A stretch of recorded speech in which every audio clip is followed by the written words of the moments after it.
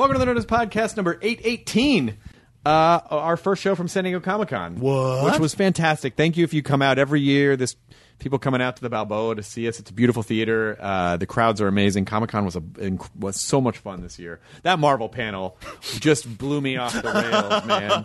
Everything about I sort of wish Santa Claus had just wandered out and just thrown the information at people. I mean, the Black Panther cast and finding out that Taika Waititi is directing Thor Ragnarok. The best thing ever. Seeing all 9 minutes of Doctor Strange and having Benedict there and Tilda Swinton and everyone, and then seeing the Guardians footage was incredible. So good. And the Spider-Man Homecoming. Yeah. It's like a John Hughes movie. They got us excited for another Spider-Man movie. They did it. They figured it out. So excited to see all that stuff. So thank you if you came out. This episode was Tatiana Maslany of Orphan Black. And then also Danny McBride and Walton, Goggins, and Jody Hill, who are all on Vice Principals, and which is on HBO. Also national treasures. Yes. Vice Principals is Sundays at 10 p.m. on HBO and HBO Go, HBO Now. And you can watch full episodes of Orphan Black on bbcamerica.com. Fantastic guests, good crowd, no complaints at all. Kyle Clark. Good. Where were you? I had a bunch of shows in L.A. that weekend that no one came to because everyone was at Comic-Con. Here's episode number 818, San Diego Comic-Con with Tatiana Maslany, Walton Goggins, Jody Hill, Danny McBride, Matt Myra, Jonah Ray, Katie Levine up in the balcony recording everything. Katie, please roll the thing. Now entering Nerdist.com.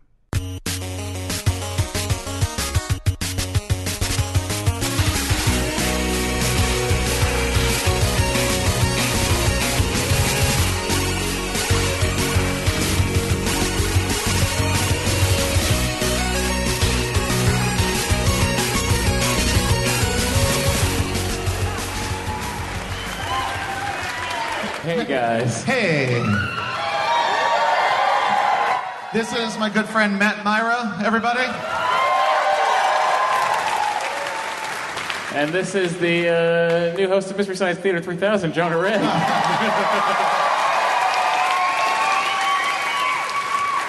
Thank you. I am skipping the Mystery Science Theater panel for you guys. So I've been fired and I'm looking for work. Are you really skipping that panel? Is that happening now? Yeah, but this is a standing engagement. What is this, the 5th year we've done this? 700th year. 700th year doing this.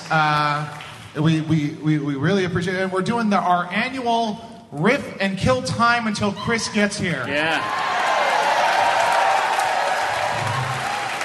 Yeah, every year it gets tighter and tighter. He does panels until now. I agree, man. It does get tighter and tighter. No doubt about that, dog. Is that Pussy Talking Jonah? I don't know anymore. It's been so long. What? Do you have a question? I can answer it. How was Fish last night? Fucking awesome, bro. Oh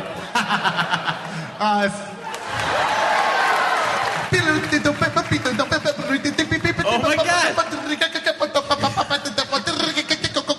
That's my favorite Fish jam. I like it better than actual fish jam. That's disgusting. I know. Just how was that show? How was the Fish show? It was my first Fish show. Yeah. I had never been before, and I said to my buddy Kula, I said, "Yeah, I'll go to Fish with you," not realizing it was the weekend of Comic-Con. So I drove to Comic-Con. I got here Wednesday. Thursday night, I was like, "Shit, that show is tomorrow. Do I want to deal with bullshit, the 5 traffic during the day?" And the answer to that was no. Right? We can all agree on the 5 being not good. No, so I drove home Thursday night, and then I went to the Fish show Friday night, and then as soon as Fish was over at 12:35 in the morning, They party hard, Fish. They will play. They will play till the next day, Fish. Yeah, and Trey shows up on time for his shows.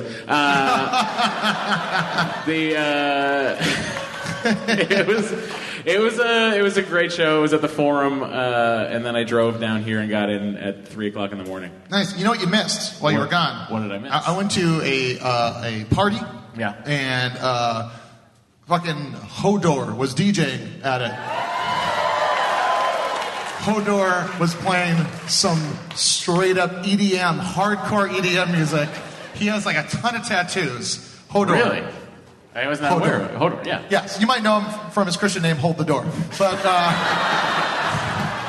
But But so Hodor is just, and people are going off. People just like jumping up and down. There's smoke coming from the ceiling, and then he like brings it down. Wait.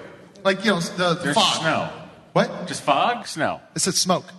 Didn't he say snow? I don't know what you're saying. No.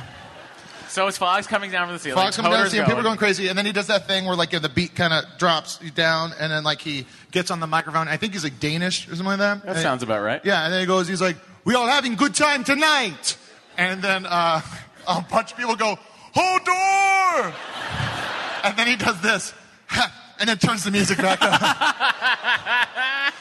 and that's the rest of his life. Oh. I say embrace it. I just think it's fun that he has an extracurricular career. That was his original career, it turns out. Was he just Turns out he's been like a DJ, like a successful DJ for 20 years.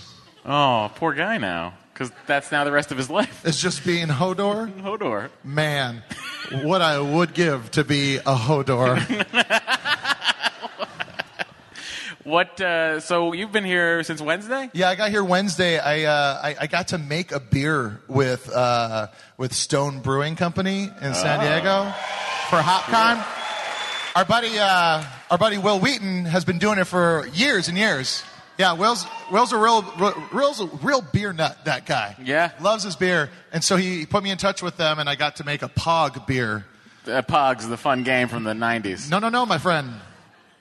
Pog is a juice, passion orange guava juice, very popular in Hawaii, and that's where it got its name from, the game of Pogs, because it was the cap on the bottle of the juice. So people would use it, and that's why they're called Pogs. What? Yeah.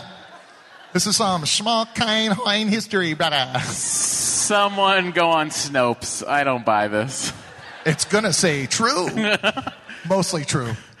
So how'd your beer turn out? It turned out great. It tasted like Pog. It was a wheat beer. It was a 4.5 ABV, which means not too much alcohol in there. So, but everyone, and it was a real bummer because everyone's like, "This is great. You can have this for breakfast." And I was like, "Oh, that's sad." But there are points in your life where that would have been totally awesome. Beer for breakfast? Yeah. Yeah, it was yesterday. It was real awesome. I thought I'd try it. But it was a lot of fun. And Bobak from NASA, JPL. From JPL. JPL, but it's on the NASA campus. Is it not? Snopes! And he was there, and he made a beer. It was like a waffle and maple syrup beer. And I'll tell you this, he's good at space. He's good at space. He's good at space. But the motherfucker can't brew a beer. It was awful, and he admitted it. I was like, "I haven't tried your beer yet." He's like, "Don't." And then he flashed me those pearly whites with that mohawk, and I said, "I love you, spaceman." Yeah. So you had your beer, you brewed, you did that. Yeah, that was Wednesday night. Got here on Thursday. Yeah. And then I went to the Feral Audio podcast panel at Hall H. There was about that many people that clapped. That's how many people were there. Is that true? No, it's hard to say. Hall H is gigantic. Yeah. And it wasn't full, so it's hard to say if there was like 20 people there because it felt like that, because that place is just a gigantic. Well, it seats 7,000, so if there's 2,000 people, it's going to feel empty. It wasn't 2,000. Oh. It's probably like 5,000. Yeah. But then I went to the Silicon Valley panel. Did anyone else go to that? Did anyone go to that? Man, that might have been one of the best comedy shows I've been to in a while. And I'm sure. And it really shows that Mike Judge is like not quick on his feet. Like he shows up late, and Kumail and Middleditch they're like, it's like, where were you? He's like, there's nothing. There's traffic. And then they're like, good one, Mike. Good one, comedy genius, coming out of the gate with, I don't know. But that was a fantastic panel. And then we had the Meltdown show last night. Anyone go to that one? It's been my busiest Comic-Con. It's been my least busiest Comic-Con because I got to leave for an entire day to go to a Fish concert. Yeah, man, living the dream. I had to go see my dog, say hello to Bo. Yeah, start that fire. Yep, I started a fire in Los Angeles. You know what I'm missing tonight? I bought tickets right when they came out, not noticing it was the same date as Comic-Con. I'm missing Weird Al at the Hollywood Bowl. Oh, that was last night, too. Yeah, last night, too. Real bummer. I haven't seen him live since 2 tours ago, but it was as good as it was when I saw him in 1991. He is the best. He's ageless. He is. I feel like he sleeps in some sort of chamber. Yeah. That you only have access to if you know what Weird it is. Al. Yeah. Healthy living. No, it's not. Vegetarian. I don't understand. He's a vegetarian. What do you do with that? How does that work? You don't eat meat. I don't get it. No, vegetarian. That doesn't make any sense. You know, Jonah. like you know, meat stuff. Animals. Okay. Well, let's say this. Okay, so you got a hamburger. No. You can eat that. No, you can't eat the hamburger. But you can have it without the beef inside, the beef patty. That's the meat I was talking about earlier. Well, no meat. You can have the meat. No meat. Vegetables. I don't understand products. this. All right, let's start from the top. Yep. In the beginning, there was darkness and lightness. I think you've started too far back. What? No. Okay, I'll fast forward it. Cain said unto Abel. Skip ahead. Yep. Okay. Star Wars. Is that too far? That's good. No, that's about right. I tried to go a long time ago. Vegetarianism started in the 70s. Yes, right? it did. As far as I know. The hippies. Ooh. He's a good-looking guy, that Weird Al. My wife and I have... My wife. We have been doing IVF. What's that? It's in vitro fertilization. We're trying to... Hey! You're going to have a robot baby. We're trying to make a baby. I didn't know you guys were having threesomes with science. Oh. It is hot and it is heavy. And clinical as fuck. Oh, we go to this place in like Brentwood, like this really fancy OJ. pants place. The problem... It's true. I jerk off a mile from the murder scene to make my baby. Matt Myra, ladies and gentlemen. But it's a very expensive location. And sometimes it's Rockingham, sometimes it's Bundy. Figure it out. But we had to do it because my wife, she's 39. Wife. She's 39. She's 39 years old. So she was worried, like, oh my God, maybe we haven't gotten pregnant the natural way because of me. And I was What's the natural way, Matt? When a man loves a woman. Start further back. They eat meat. Yay. If you catch my drift. Ooh. No, but so we were like, she was like insistent that it's me. I'm 39. I'm old. My eggs are old. I was like, it's not you. I guarantee you, it's Chubby McGee, this guy. Wait, is that you or him? Ding.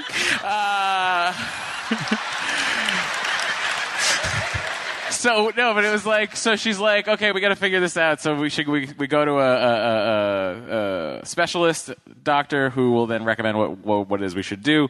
And so I have to go get tested. She gets to everything. With her is great. She's perfectly healthy. Her uterus is that of a 27-year-old. So I'm like, fuck yeah. Dog. Yeah. And then I got a call from my urologist, Dr. Kim, and he goes, hey Matt, we got the results. Oh boy. I'm like, all right. He goes, your sperm count is 1 million, and I go, fuck yeah, it's 1 million. Yeah, it's a lot. And then he goes, normal is between 80 and 120 million. Oh, buddy. Wow, Matt. That's a big difference, Matt. It's huge. That's a big difference. It's insane. Because 1 million, that's like a lot. There's not even 1 million people here. Yeah. So when you hear a million of anything, you're like, I have so much fucking sperm. Yeah. It's ridiculous. Yeah, I could tell, too. And then he's like, but normal is 80 to 120 million. Why don't our dicks explode when we come then? It just doesn't make any sense. It just seems like that happens. They just go, ah! That's them escaping. I'm going to make you a shirt that says 1 million ain't bad, baby.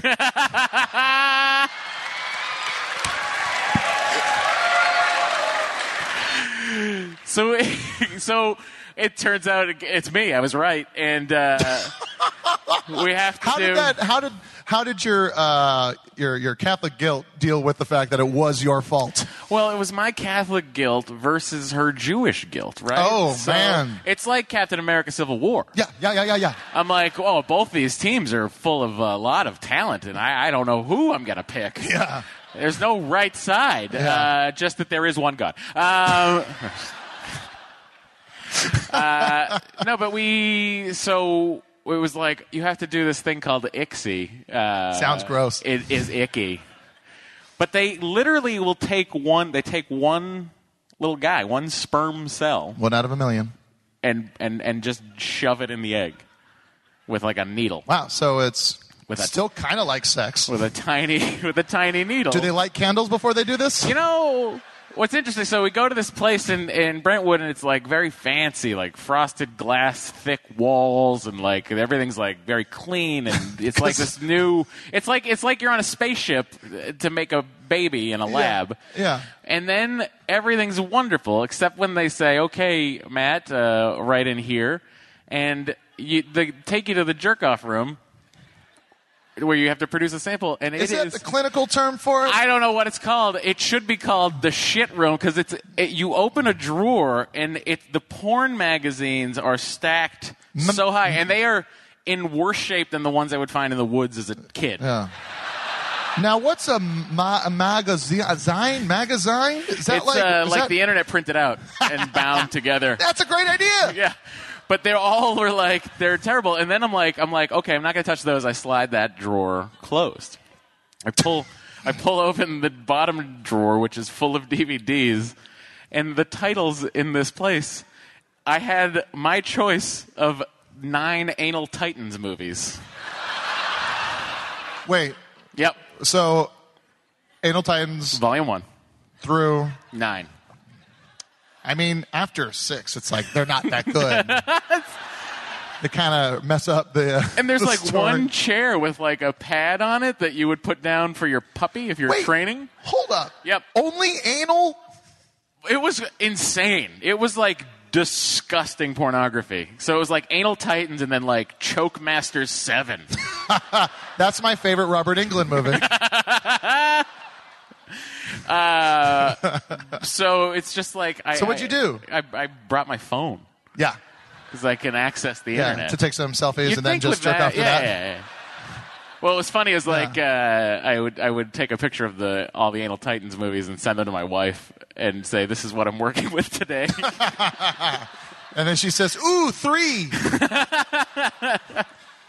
But it was good. So we just finished this whole process last week. So out of her we got 18 eggs. Yeah. Which is good for her being 39, and then 15 of them were mature. And then from there it goes down to like 12 of them fertilized, even though they... And then... Not done yet. Of those, so you have to get to like day 6 or day 5, blastocyst is what they call it. Blast. So we got 4 out of that. The whole kit and caboodle. So you got 4. We have 4 that are being genetically tested, and then we're going to pick the best one, and that's going to go in. This is so romantic. Oh my God, the miracle. But it's just That's like... incredible. You feel good about it? I feel we'll find out about the results next week, because it could be like, this one, you don't want this one. Yeah. This one is going to be a racist, so you might want to avoid that egg. This one, I got to tell you, this one definitely from Boston. It's got a backwards baseball cap. But it's like, and then we're talking about like, do we want to go boy girl? What do we want to do there? How many do we want to implant into my wife? And I'm like, you're carrying them. You can do whatever you want. If you want 1, go for it. 2, Yeah. 3. Well, no. 4. Yes. Yeah. Because you got to figure 4 in there. So what kind of dad are you going to be? The coolest dad in the world. Those are usually the worst dads. Oh, no. Those are real bad dads, those guys. What do you mean? Yeah. I'm going to be like, I'll be at your birthday party, but I agreed to go to this Fish concert. Don't worry, I'll bring you a souvenir. It's a lollipop made of weed, bro. Hey, man. Cool dad. No, I think I'll be a decent dad. You Yeah? know? I've had. I don't know. Oh, You really... I'm listening. Okay, go ahead, Jonah. Whatever. We're in a safe space. We are. We're here with friends. Now, I want everyone to be honest. Uh-huh. Clap if you think Matt's going to be a good dad.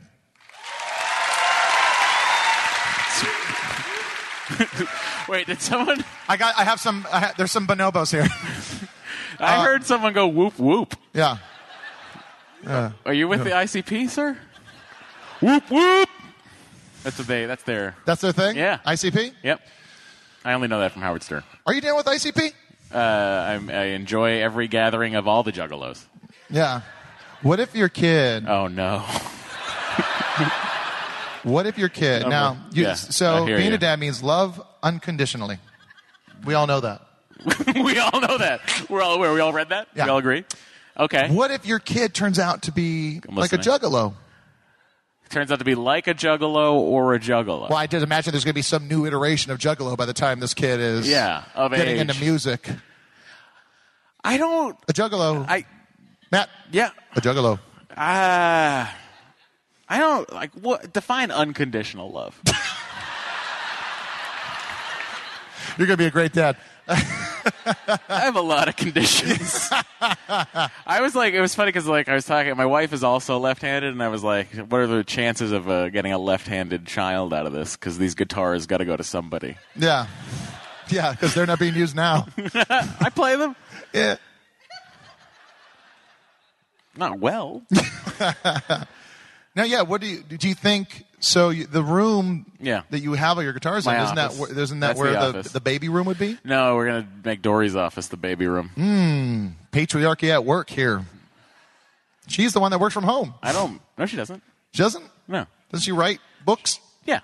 We haven't talked in a long time, In the Matt. morning. So I hear From you're home. married. Yeah, I'm married, Jonah. I did. My wife wrote a book, and it comes out in April. She wrote a novel. That's great. Yeah. What's it called? It's called Startup, and it comes out Hold on. Yes. A text from Chris Hardwick? What is he saying? Almost there. What does that mean? What does that even mean? He's jerking off. Try Anal Titan 7, Chris. Yeah. Trust me. Act 2 is amazing. Yeah. Well, I really like it. It's the TARDIS of anuses. It's bigger on the inside. Here. Here. You really had to spell it out for people. I was spelling it out for the character of Jonah. You know what? There is this would be if he's almost here. Let's take a couple questions because usually. We can get real about shit. We can guys. get real. Do you have any questions about Chris Hardwick? We can answer them. Actually, for our safety, don't ask any questions about Chris Hardwick. Ask anything you want. Ask anything you want. Nope. Well, okay, you can't all ask at the same time. Make eye contact before you speak with each other. What about Jenny McCarthy? Did he fuck her? Probably. Yeah. I mean, you work together that long, it's bound to happen, right? I don't know. I think that's why he has some issues with her. What has Boston Batman? Oh my God, I forgot about Boston Batman. Man. Which of us was Boston Batman? I was? Sounds fucking right, bro. Yeah, who was?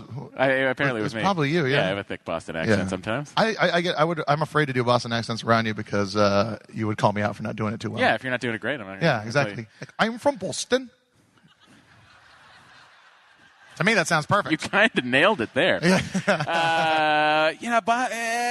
Boston Batman's out. Yeah, just he's being. What's your deal? Hey, bro. Yeah. What's your deal with Superman? Like, why you guys fighting? Nah, kid. He's fucking flying around like a queer. Yeah. I don't get it. That's Batman Boston. No. Boston Batman. No. No, Alfred, we don't. Alfred, look at him. Look at him. No, what? He's flying around like fucking queer. Okay. Oh, all right. Okay, please. I'm Batman. Boston Batman. Yeah, I know who you are. You say it all the time. I'm going to Fenway later. Yeah? Okay. What's happening over there? I'm going over there like 4 or 5 there. I'm sorry. What? Don't worry about it. Check my fucking Google Calendar. It's in there, Alfred. You're Batman. You shouldn't have a Google Calendar. No, it's very secure. No, that could be hacked. I got it set up at the window store. Oh, my God. You went to a Windows store? Yeah, bruh. At Copley Place. I took the Batmobile down. No, you shouldn't be doing that. What are you saying? You shouldn't be going into public places and then going and signing up for Google. But I didn't know. I wasn't wearing the Bat costume. But you were in the Batmobile? What? Oh, shit. You got to be more careful, Boston Batman. Oh, man. Alfred, we got to move. Where are we going to go? They have our address. No, should we go to, like, New York? Ah, fuck New York. Yankees suck, bro. Boston Batman does not go to New York. Yeah, no, but that's... I don't give a fuck what's going down there. We are not going. Let the queer soups, he can do that. Okay, Batman, please. Let him do that. Please stop calling. I don't give a shit about what happens in New York. I am Boston Batman. So you only want to take care of Boston? I deal with Boston, Dorchester, maybe go as far as Burlington. What if, like, you can help? What if you're on a trip somewhere in some other... Where would I be? Why would I have to leave? Because you go on a vacation. You work. Well, I don't vacation. I'm in Boston, bro. Everywhere's a vacation. I go to Newbury Street, all those fancy shops. I go in there. I say, hey, I'm Batman. No, don't do that. You can't keep on telling people you're Batman. What are you talking about? They give me all sorts of free shit. Because they're scared of you. Well, you can afford it. You're Bruce Wayne. But they don't need to know that, right? They already do. Oh, shit. That's Boston Batman. That's what... That's what Boston Batman's up to. You know what's so great? It's when you're a straight man, it's a real easy job. Yeah. What? That's crazy. Then what'd you do? Say something funny. Oh, no. Oh! God. That was...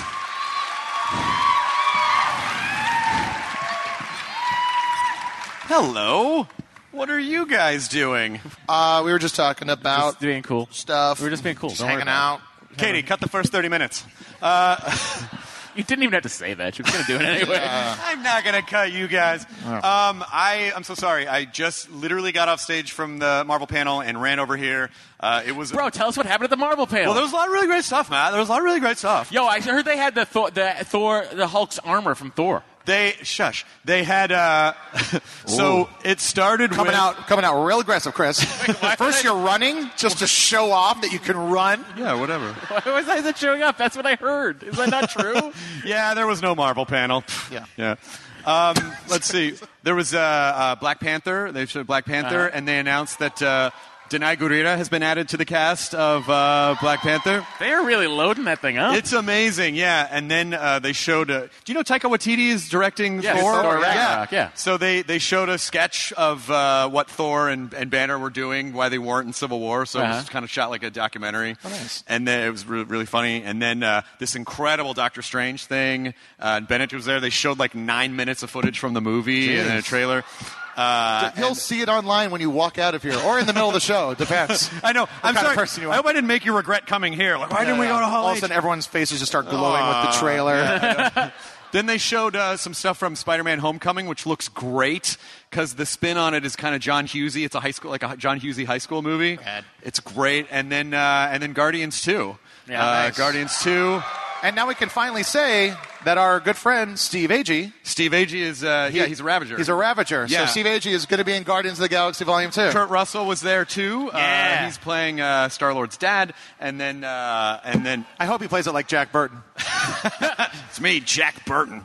And then they announced Brie Larson as Captain Marvel. Whoa! And she came out.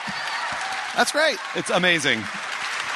So that's everything that happened. I walked out, I ran out and I saw this other guy running alongside me, and he goes, "Hey, I just got on the panel." And I go, "I'm sorry, I can't stop. I got to keep running." He goes, "I'm going to your show too." So I'm like, "Get the fuck in the pedicab, let's go." And so this kid Daniel was in Hall H. So Daniel, I hopefully got in. I love you. So Did you make him pay for the pedicab? Well, yeah. You did it. I got to go on the show. Yeah. Well, yeah. I mean, I don't pay. I don't want people to pay to take my picture, but if it wants to rent a pedicab, I got to make them pay for that. No, I covered it. But I'm going to shut up talking because we have a special guest backstage that is waiting to come out, who's been very gracious. Please welcome Tatiana Maslany.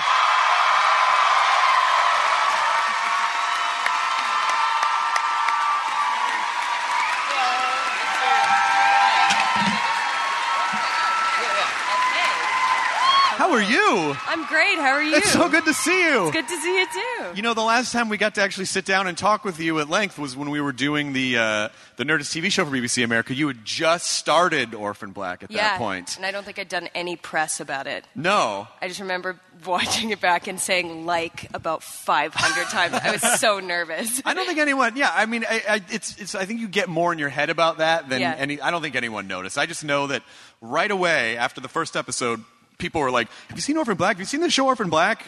You know, BBC America hadn't really done its own original programming at that point like that. And so, how has this journey been for you from there to now nominated for an Emmy for Best Actress in a Dramatic Series?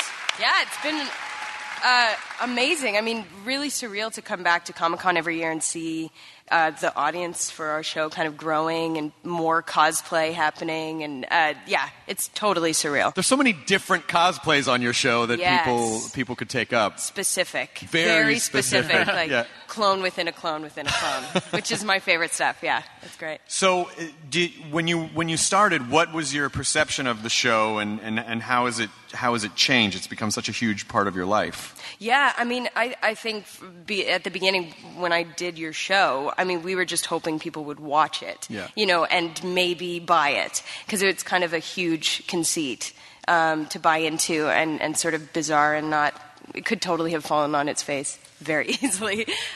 So I think that's, now that people watch it and people like it and we can kind of expand the characters and do even more bizarre things with it, it's just such a great experience for me in terms of being an actor and getting to flesh out all these different parts of myself and explore characters that I would never be cast as, ever.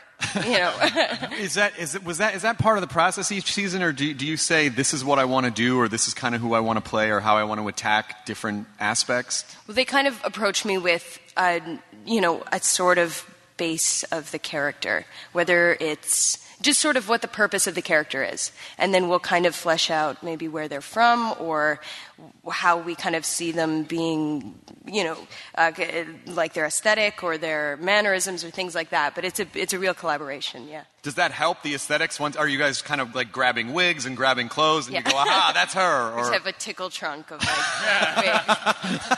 Funny noses. This one's a clown. Yeah.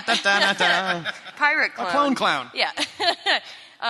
No, it's like the aesthetic I feel like does influence them in a big way. I do like kind of going from the outside in, which I think most actors aren't supposed to do that. Yeah. But it doesn't matter what most actors are supposed to do because it's working. What you're doing is working. And unlike any other show, do you feel a particular connection to one or more of the characters? Or because usually a character can change, but it's really still one arc. But there's so many. This is just like a bunch of arcs converging in one place. Yeah. So how do you kind of keep your head straight through all that? Well, I just feel like as an actor, the most natural thing is just taking the suggestion of who your character is and embracing that. It's not like I'm like, wait, but I don't understand. Like, my job is to do that. Do you know what I mean? Yeah. And it's the joy of it is getting to switch up halfway through the day from soccer mom to psycho Ukrainian. It's like that's the most fun thing on the planet because I can never get bored. Right. We had talked about this when you were on the Nerdist show, but you have a comedy background. Like you did sketch. I did improv. I did long form improv for years. I did improv in elementary school. So I started when I was 9 doing improv, which is like French improv, sur la glace. Does anybody know French improv? One person. Oui. That's about right. One person knows French improv.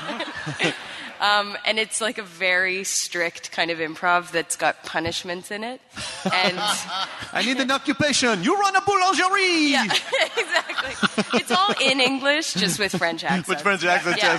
And stereotypes.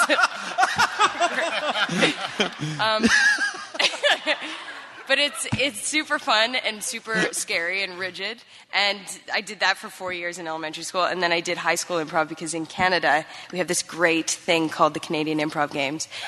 Yeah, which is a high school, like countrywide competition. And you do short form games. And you go to the national tournament. Oh, wow. Tell us other ways Canada's better than us. Because no Trump.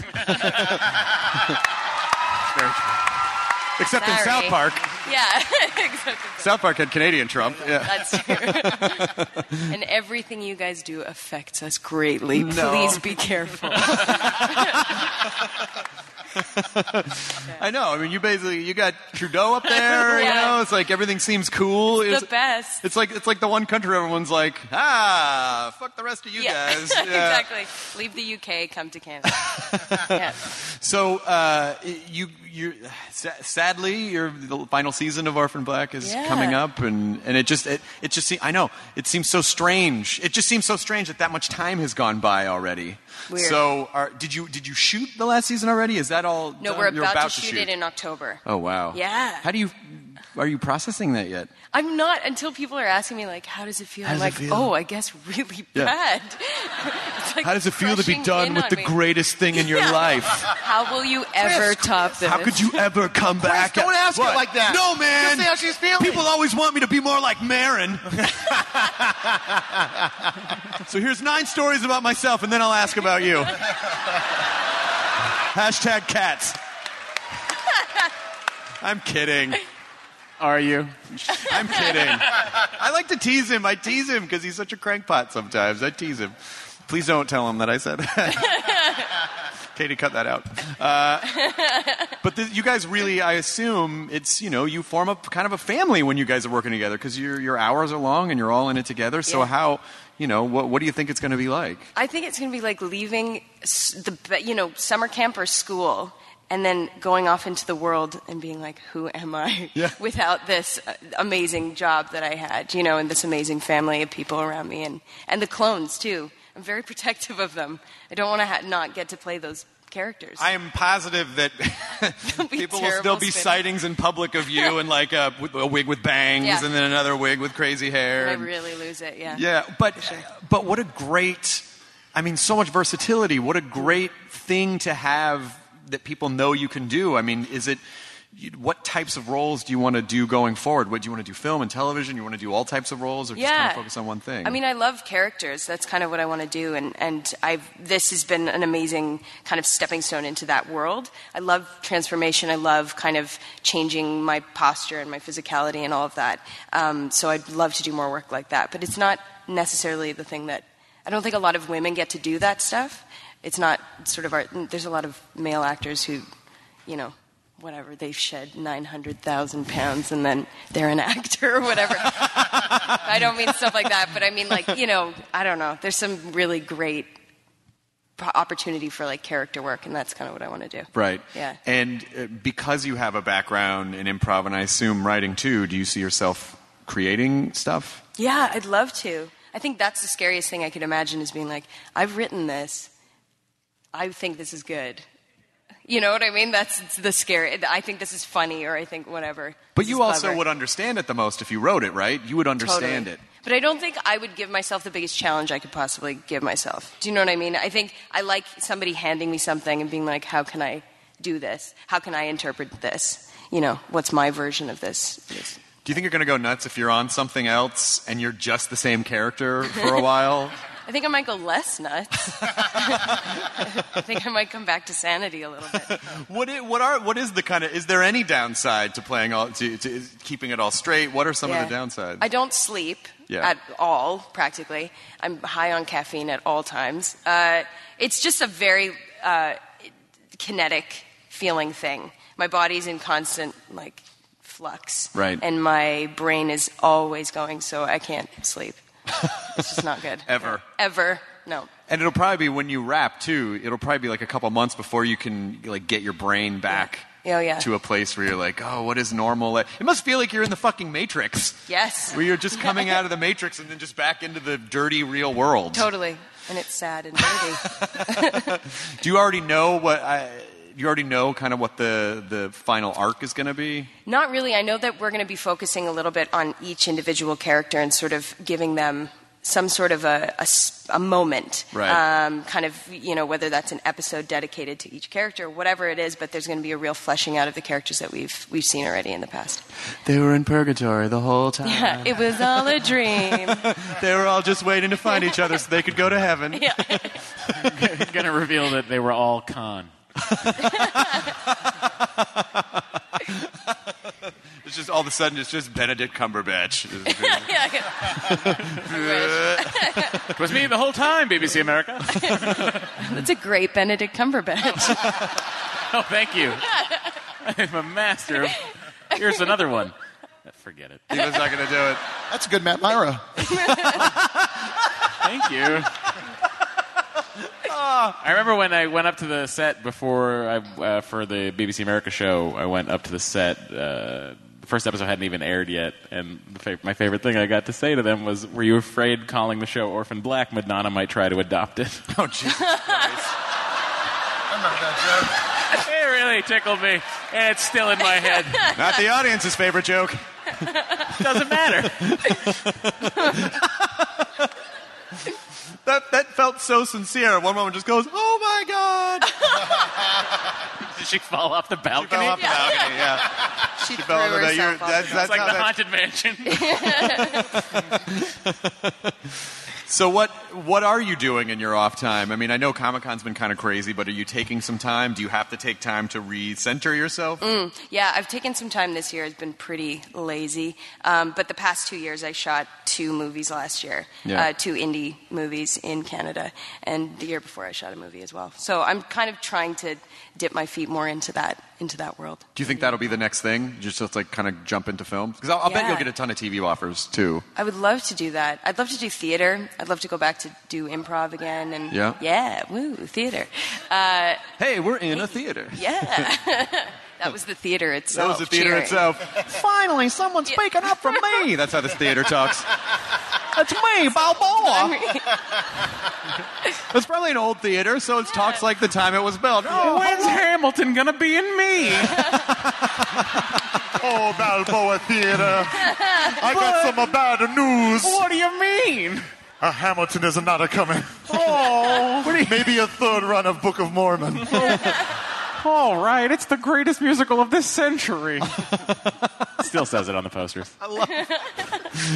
I feel like Balboa is going to have to be a recurring character on the podcast. Balboa. Please don't throw your trash inside me.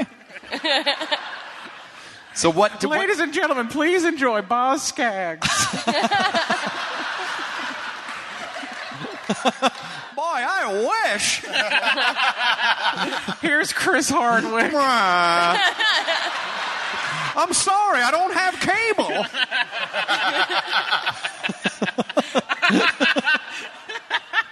We really went on a journey with Balboa. I love Balboa. The character. I love we really that went on character. So what types of things do you do to relax? Like, what do you go back to nature, or do you need to just kind of Climb a exist in mountain. a city for a while? What do I do? I eat food. I don't know. I don't know what I do. I do nothing. What part of Canada interest. do you live in normally? I live in Toronto. You live in Toronto. So I live there. Yeah. People from Toronto or people just fans of? Cool. Awesome. I love Toronto. Oh, Yeah? it's such a great city. It's I've really always great. described it as it's a Gotham City if Batman was good at his job. Yeah. Totally. Yeah. It's like gorgeous, clean, beautiful buildings. No crazy clowns. Right. Where are you Mimes, though. It's a French clowns, Mimes, though. though, yes. A French Joker. That'd be amazing. Where are you going? I have to go to work, eh? Like, it's just that gravelly. It's like it's from the first Batman movie.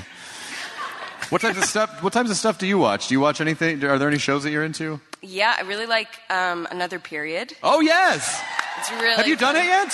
Have You I know- done it yet? I swear to God, they would have you on in a Oh, second. they'd have you on in a Okay. second. Is Ricky this- and Natasha would have you on in a minute. Cool. Call me, guys. They will. will- Love that show. Love it. It's so funny. Do you think comedy? Do you think like a comedy is like that? Like a single camera comedy might be something you'd want to do? I would love to. I mean, that's kind of all I ever watch. I don't really watch any drama. I haven't seen anything that I should have seen. Yeah. Like Game of Thrones. Yeah, Game of Thrones. Yeah. The Wire. I'm sorry. Are you okay? It seemed like there was a tickle in your The throat or something. Sopranos. You saying Game of Shame. Thrones? It's a shame. Speech impediment. I'm sorry, Mr. and Mrs. Maslany. All she can say is Game of Thrones. Would you like some milk, Game of Thrones? Game of Thrones. I mean, it's television has become such a responsibility now, such a social pressure. Oh, yeah. That people are, I mean, do you think we're in a good place with fandom, or do you think people, or we're getting to, I'm starting to think people are looking at entertainment like it's a goddamn right. And, Right. and it's almost like people are fighting about entertainment the way they fought for social issues in the 60s, you know? Like, it's intense. Do you feel like we're maybe getting too, is there a nice balance that we could find? Like, how do you think entertainment should be enjoyed? Well, I guess that's why I'm proud of our show, is because it's entertainment, but at the same time I feel like we're talking about things that are of interest to me, at least in terms of women's issues and reproductive rights and all of that, which is very heavy and wonderful to get into right now. No, you can. But, you absolutely can. But you know what I mean? Like, I enjoy watching, like, another period. I'm trying to think of how socially conscious that is, but... it is, guys. It is. But no, I like shows that I feel like they're changing the fabric of the way we see storytelling, the way we see narratives, the kinds of people we're willing to follow. Right. You know, and the kinds of stories we're excited to see. I think as long as it stays kind of progressive like that. Yeah. I think we're in a cool age of it, though. I think that there's some really interesting stuff happening. Well, I think you're a great role model for young actors. And I also think, do you find that when you start thinking ahead about other things that you might want to do you feel responsibility to take on roles that are not only creatively satisfying, but also you feel portray women in a way that you feel are maybe underrepresented in roles in entertainment? Yeah, I try not to mix my politics too much with my creative choices, but it's sort of a thing that I'm navigating now. Yeah. Because I do have such strong politics in terms of that stuff. But at the same time, I feel like you can't deny that thing that goes like, oh, this is such a juicy thing to play. Right. Maybe it's not the most, whatever, morally sound representation of a person, but I think that there's so many different ways a person can be. Yeah. And like, I don't want to be the character that's just like kicking butt and taking it. Like, I'm like, that's the most boring thing I could possibly imagine. I like characters that are just messed up and flawed and that are human. And so I try to just follow that. Yeah. thing. Is there an element to the show that's been surprising to you in terms of fandom or the impact that it's had? Is there a story you can think of where you first realized, oh shit, people are really watching this and they're really, because you know when a show is sticky, you can tell when people are really like, grab onto something. Yeah, it gets an after show. Right? That's right. Yeah. You're welcome, entertainment. But I think it's great. I'm not against. People always say, like, do you mind that other afters? I'm like, no, because it's perfect for the fan experience. Listen, like, G4 had a Heroes after show that would air after Heroes, so it's not new. Oh, seems like a good time to air that show. Seems like a good time to have G4. If it's not around anymore. But I mean, what was that moment where you realized Orphan Black was really a thing? I think it was at Comic-Con the first year we were here, and there was some people came up and talked on the mic at the panel and told stories about how they came out because they'd seen themselves on television for the first time. Cosima or Felix had given them this confidence to come out to their parents, and watching the show gave them this platform to talk about who they were and that kind of thing, give them some visibility within their family even. It was just kind of stuff like that sort of blew our minds and made us go, oh, maybe we're doing something okay. Again, with the speech impediment of shame. Also, Game of Thrones. Yeah. Game of It's Thrones. no Game of Thrones. But see, that's what's that's what's kind of funny, and even the fact that you're almost nervous to admit, like, I haven't seen it, because Right. people really do get affronted, like, Yeah. how could you watch? What are you doing that is so important? Yeah. Especially being in the industry, people are like, so how much do you love Khaleesi or whatever? Right. Or The Mountain. The Right. Mountain? The Mountain. Is that a guy on the show? Yeah. Huge guy. Huge Big old guy. Like a mountain. I'm behind a season on Game of Thrones. It's fine. You'll get there, Chris. I will. Yeah, it's fine. It's too hard. It's so hard to keep up with everything. I know. It's so especially if you have in entertainment, you don't really have a regular schedule, so you really just kind of have to cram it into the cracks of everything. Do you? Go on. It's like those DVDs you were talking about earlier, man. Yeah, we're Anal Titans. Yeah.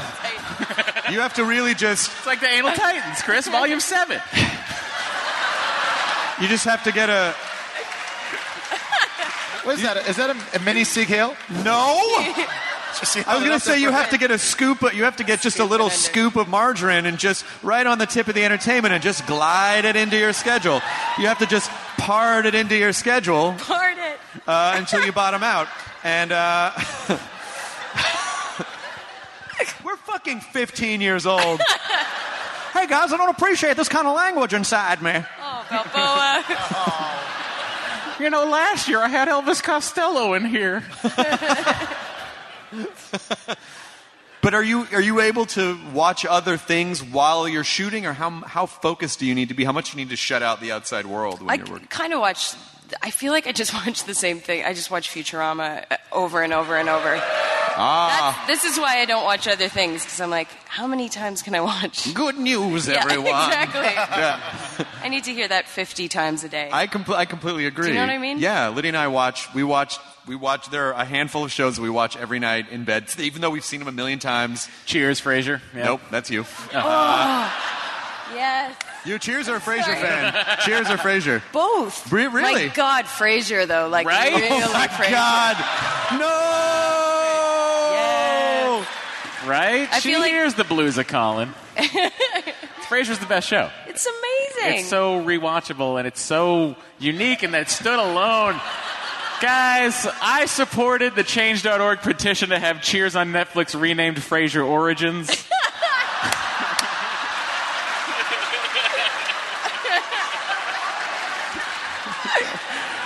That totally made up for that other joke. That is amazing. The whole thing, all of Cheers. Yeah, it's just setting up. It was a 10-year setup of Frasier. That's a long con. He wasn't even in the first season. Oh my God, that's crazy. So you feel like watching kind of programming that you don't really have. It is hard. I imagine it's really hard when you're so focused all day at work and your brain is active all day. To focus on a really intense drama. It probably takes a lot out of you. No way. I just want to watch something I know is going to make me laugh. Yeah. Like I know the joke that's coming already. I'm like an old man. That's fine. That's totally fine. Is there? Are there other shows? What other shows are you into besides Futurama? What other shows exist? Well, I think we just watch Cheers and Frasier. We just watch Cheers and Frasier. Yeah. Sometimes I'll throw on Star Trek: The Next Generation. Oh. Do you like other sci-fi? No, I always say that Futurama is the only thing that I was like, that's my sci-fi. Yeah, it is though. It's a really very good one. sci-fi. It's like almost. And they have sound science on the show. It is so legitimately sci-fi. Yeah. You know all the symbols that you see on the show? Yeah, that's a language. That's a language, and they change it. At each season, I don't know if it's every season or so, but when people start to figure out what the language is, they change it. No. I think there's like a few different iterations of each one of those symbols. Crazy. Why don't you create like maybe an animated show or something you might That would be awesome. I do love cartoons. I absolutely love cartoons. What type of comedy would you make? I don't know. I just really like things like did you see The Overnight? No. Did you see that? Wasn't that perfect? That's a great movie. Yeah, that tone is just amazing. It's just like it might as well be a comedic thriller. Yeah. With how tense it is the entire so time. tense. Yeah. No satisfaction. Yeah, exactly. You guys haven't seen it's Jason Schwartzman and Adam Scott and lady from Orange is the New Taylor Schilling. Taylor Schilling. And that other lady. that French girl. Yeah. Who was very good. Oh, the French girl. Yeah, the French girl. My house alarm just went off. That's cool. No one's there. What? I said, that's cool. No one's there. Why don't you tell everyone? Hang on. What do you think is going to happen by me telling everyone here? Because there's going to be a really clever criminal who's going to tweet their friend, it's okay to move in now. You can get the Exorcist dummy that Lydia bought Chris. Try not to break any glass. Please. You have an Exorcist dummy? Yeah. Why? Because. That's what I said. That's what I said. It's right when you fucking walk in. No! That's literally my worst nightmare. That's what I picture every time I get up to go to the bathroom in the middle of the night. I picture This is in her. our front. Fuck you. That's horrible.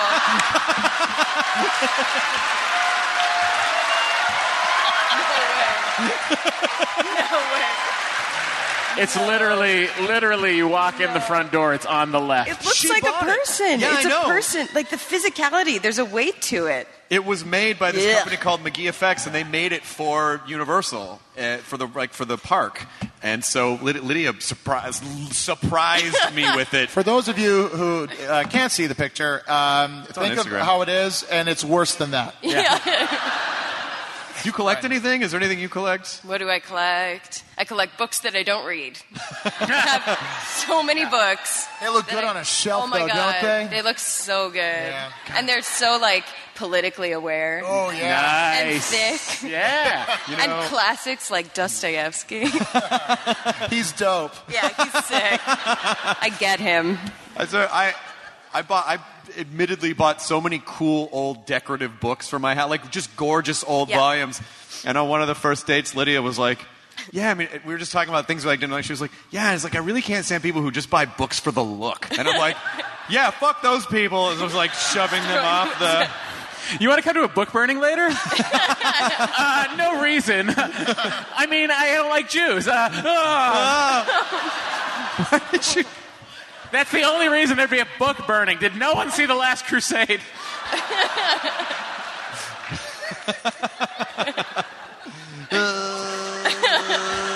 Glug, glug, glug, glug, glug, glug, glug. Since you're here, do you mind if we take a couple questions from the audience? No, I love that. Because I feel like that is one of the things. You get out of my way, bottle. That was what I said from 1995 to 2003.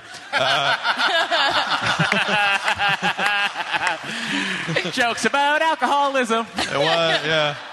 Hello. Princess Hello. Leia. Princess Leia. Do you have a question? No. Okay. Does anyone have a question for Tatiana? I will. You know what was amazing is I was looking at your hair and I was like, wow, his hair matches his beard color. Thinking like, what a wig. And then I realized, no, it's an adult male could have that length hair. Is that your real hair, sir? Thought so. Nice. What is your name? John. John, what's your question? My question is for Tatiana. What is your favorite clone that he played? I'll take this one. Okay, I go. think when it comes, I mean, there's so many great clones. Go ahead. No, please. I love Allison, and Helena and Crystal. Just keep naming them now. Sarah. All right. Who had a question over here? David. Yes, he's already sent it. Yes. Oh, great. We love you, Tatiana. What mashup would you choose for Orphan Black and why? What mashup? Yeah, if you could mash or... Any movie or any episode or any series, besides Futurama, by the way. Oh, right. Crap. My one reference. Frasier. Yeah! Hey, baby, I hear the clones are calling. Cloney eggs. I see you're wearing the Pac-Man suits, and it's fucking great. You look fantastic. What is your question? Is there any video games that you've played, or in general, phone games, PC games, any of that kind of I was obsessed with The Sims, like stupidly obsessed with The Sims. Terrible. So much life lost. So much life lost. Sorry. That's how I felt when I was trying to make a baby. Oh, my God. 1 million. Oh. Keep trying, Matt. You'll get it up. Ooh, slam. No. Don't. What is your question? Hi, I just want to know, which of the clones do you feel like is the most like you? Oh. Jonah? Frasier.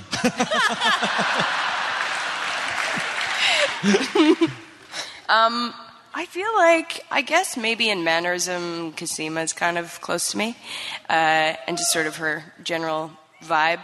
But Allison is kind of embarrassingly kind of where my heart is. Yeah, saying a lot. What is your name? Laura. Hey. Hey. So I loved Orphan Black, and I really loved Parks and Rec, and then you went on Parks and Rec, which was awesome. And then unfortunately, you never got to come back. So what do you think happened to your character after she never came back? Yeah, I know. So sad. She stayed in Africa. Forever. Yeah, forever. She probably liked it there. I think she just, I don't know. Yeah, you were probably great, just. though. Oh, thanks. It was awesome. It was an absolute dream come true for me. I was extremely jet lagged, and I landed on set and was like opposite Aziz, who I used to quote to my brother, and I would quote him to each other. And now I was standing opposite him. I was like, oh crap, so scary. Yeah, it was amazing. Yes, you in the middle. Let me see how quickly I can get to you. I'm sorry. Excuse me. Just throw the mic, Chris. Excuse me. Hey, you're wearing the chunk shirt. So the chunk shirt, this guy is I was at the Nerdist party the other night, and this guy comes up and he goes, hey, look at the guy on your shirt. And I go, yeah, I know, he's a lawyer now. And he's like, no, look at the guy on your shirt. It was fucking Jeff Cohen who played that character. And he's delighted that he is on your shirt, just so you know. What is your name? Iris. What is your question? What does Selena dream about? Ooh. I feel like she... oh, man. Lots of death. I think she is a baby in her dreams. What? I don't know what I'm... French improv. What? I don't know. That's so stupid. I mean, why would I say that? She's a baby. I mean, yeah, I'm staying with that. Staying with baby. I'm really sorry, but I want to know how you're going to make him pay for being late. Oh? You guys are going to make him pay. They can't make me do anything. The mere suggestion is hilarious. This is a good example of truth and comedy coming from Chris Hardwick. This is like ultimate hubris. How are you gonna make me pay? Cut to Chris Hardwick's career ruined. now running for Republican National. Let's make Comic-Con great again. Yes, sir. Since you're also a fan of Futurama, I gotta know, because my sister and I are fans of Bender. Yeah. Who's your favorite character? Leela, but I had a crush on Fry and still kind of do.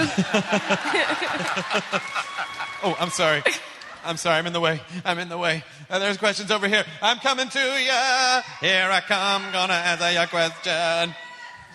Boy, if only there were rows farther back than here, but I guess all I have are what's up here before me. But Chris, there are plenty of rows back there. People who cared enough to buy tickets earlier in the front, who I guess... Oh! You're going to take that, Freedom! I'm kidding. Did you have the question? Okay, you had the question. Are you going to go on Comedy Bang Bang again? I desperately hope so. I watched the show the other night. It was awesome. Did anybody else go? Wait, I gotta go. Yeah. I feel like I gotta go to the very back. I'm all the way in the back. Oh, you're wearing a Marvel Studios hat. You came over from the... That was one of the questions. We had a question for you. Did you teleport here? Because we literally ran from Hall H. How did you get here so fast? I have a time turner. No. Question for... Okay, so Tatiana, the whole Neolutionist thing, when you were told the concept of, like, being altered and everything, did you find any part of that fascinating and thought about, like, well, what would I want altered? Not so much what I'd want altered, but would I be okay with somebody sticking a bot in my face and changing my DNA? And I figured, no, I wouldn't be okay with that. Okay, wait, what? You have a question? What is it? I do. I was hoping Tatiana would share with us one of her favorite, like, off-camera moments with her fellow castmates. Ooh. Sorry. Were you hoping you would get that started in the crowd? Yeah. Ooh. Interesting. Where do you think you're going? Where are you going? Good question. Oh, where are you going? You gotta be somewhere? Oh, maybe we all have to go to the bathroom, but we're all not gonna get up. I know, I gotta go too, but I'm still here. What do you think you're doing? I'm not going with you. You have to do it alone. You can do this. I believe in you. I'm sorry. There was a moment, you guys know Matt Frewer, who plays, Max Headroom. He's amazing. So he's Dr. Leakey on our show, and he'd worked with our showrunner, John Fawcett, on something a long time ago. And when John came to set on that show years back, everybody was saying to him, "You guys be careful. Matt's in a mood today. He's really not in a good mood, so he's got the bag on." And Matt came to set with a bag on his head that had a sad face on it. Which is like totally just a prank to pull on John so that he would feel really uncomfortable talking and giving him direction. And so then on set the one day when Matt was like still in processing, the whole crew put bags on their heads with the sad face on. And then when he came to set, it was very funny. You should have been there. It was great. I think we have time for one more question. What is your question? Well, as a fellow Canadian, I just want to say thank you for giving Canadian television a little bit of a highlight, because we know we get a little Hey, bit... we love the Red Green Show. Right? But you mentioned that you love comedy, and I would love to hear what you would love to get into again after maybe a little bit of Canadian comedy after you're done with Orphan Black. Have you guys seen the show Baroness von Sketch? Yeah. She has seen it. She's seen it. She had. I feel like there's lots of great sketch comedy coming out of Canada right now. There's great improv. I would just like to do more of that stuff, I think. Get it? Get it? Help? No, I don't need help. Pratfall. So as you're kind of... I think we went over a little over on our time with you, so I apologize. But it's offensive. I'm so sorry. It's really offensive. I'm sorry. No, it's fine. But is there anything you want to say to the fans kind of going into the last season who've been with you all these seasons? Is there anything, any kind of, we're about to start the ride kind of thing to the end? What do you want people to take away from the show by the time it's all done? I just hope I hope we get answers to a lot of the questions that we've set up since season 1, and I think we will. I sat in the writer's room for about a day early on this season and got to hear what they were talking about, and it sounds really exciting. I hope you guys like it, because we really like you.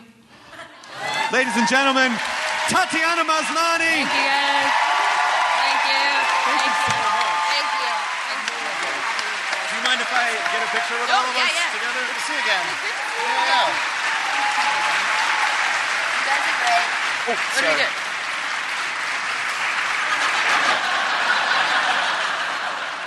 Cool. All right. Thank you so much. Tatiana Maslany!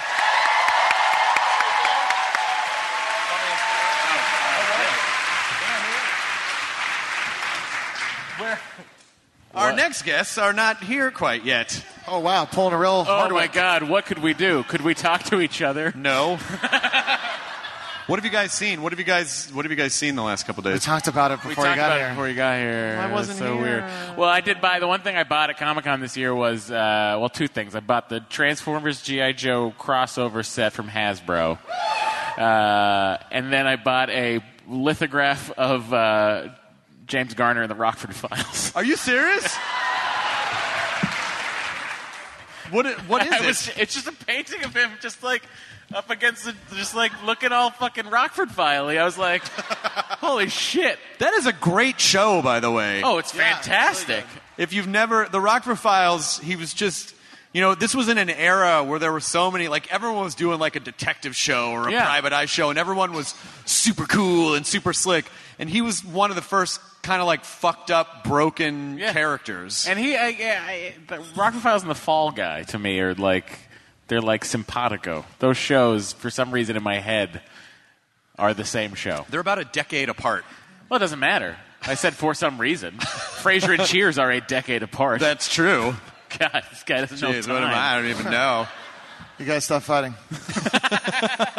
The only reason I looked for Rockford Files is because it was mentioned in a Ben Folds 5 song, and I was like, I should check it out. It's great. Yeah. It's actually something that I'm surprised hasn't... Watch the Rockford Files and call to see if Paul can score some beer. Weed. Weed, is it? Yeah. Oh, yeah. It's pretty easy to score beer when you're an adult. Well, maybe they're not adults. Maybe they're kids. Then it's not so easy. I don't know how things happened in Hawaii. You're a fucking lawless island. There is law. His name is Dog.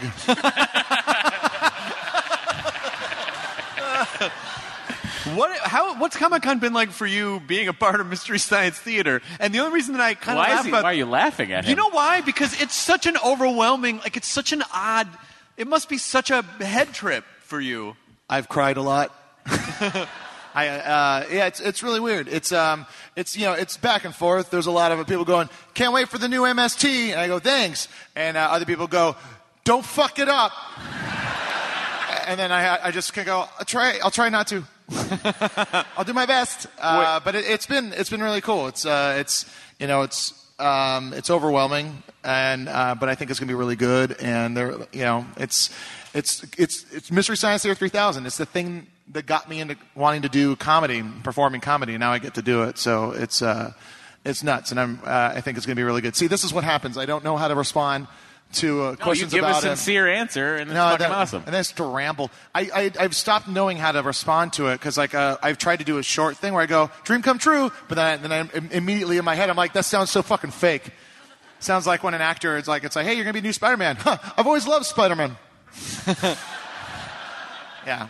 Tom Holland does look great as Spider-Man, though. Oh yeah, he's he's so awesome. Spot on. I just feel like it was a tall order, and part of the reason why, I'm sure you guys know this, but the last two, the Amazing Spider-Man movies, the rights were at another studio, and so you go, well, why do they have to do another origin story back then? It's like, well, they had to, they have to. It's a rights thing. In order to retain the rights, they had to do another origin story. They had to do it. Well, they have to reset in order to not have to pay Sam Raimi again, right? Isn't that the way it goes? I don't know. It's some legal. It was some sort of a contract thing, but it does not look like this Spider-Man: Homecoming is any kind of an origin story. Nice. So it's great. You should definitely, when you leave here, go check out the footage and see if they put it up online. I don't know if they did. Someone did with a shaky iPhone. Oh God. I hope not. I mean, it is a real bummer when people do that because it does. Part of what's special about Comic-Con is that, obviously not everyone can come here, and I know people have obstacles, but a lot of people really do make a lot of effort to come here, and it's really special, and they sleep on the sidewalk, and they wait in line for hours, and they get into Hall H, and they plant there for all day long, and a lot of the time just sitting in their seat when they have to go to the bathroom, and they don't eat, and, you don't get to shower, and it's like, and so all this sounds miserable. Well, if you look at it from that point of view, it kind of is, but... It sounds like Coachella. Yeah. But with a lot less, hey, bro. Hey, bro. But more Hasbro than hey, bro.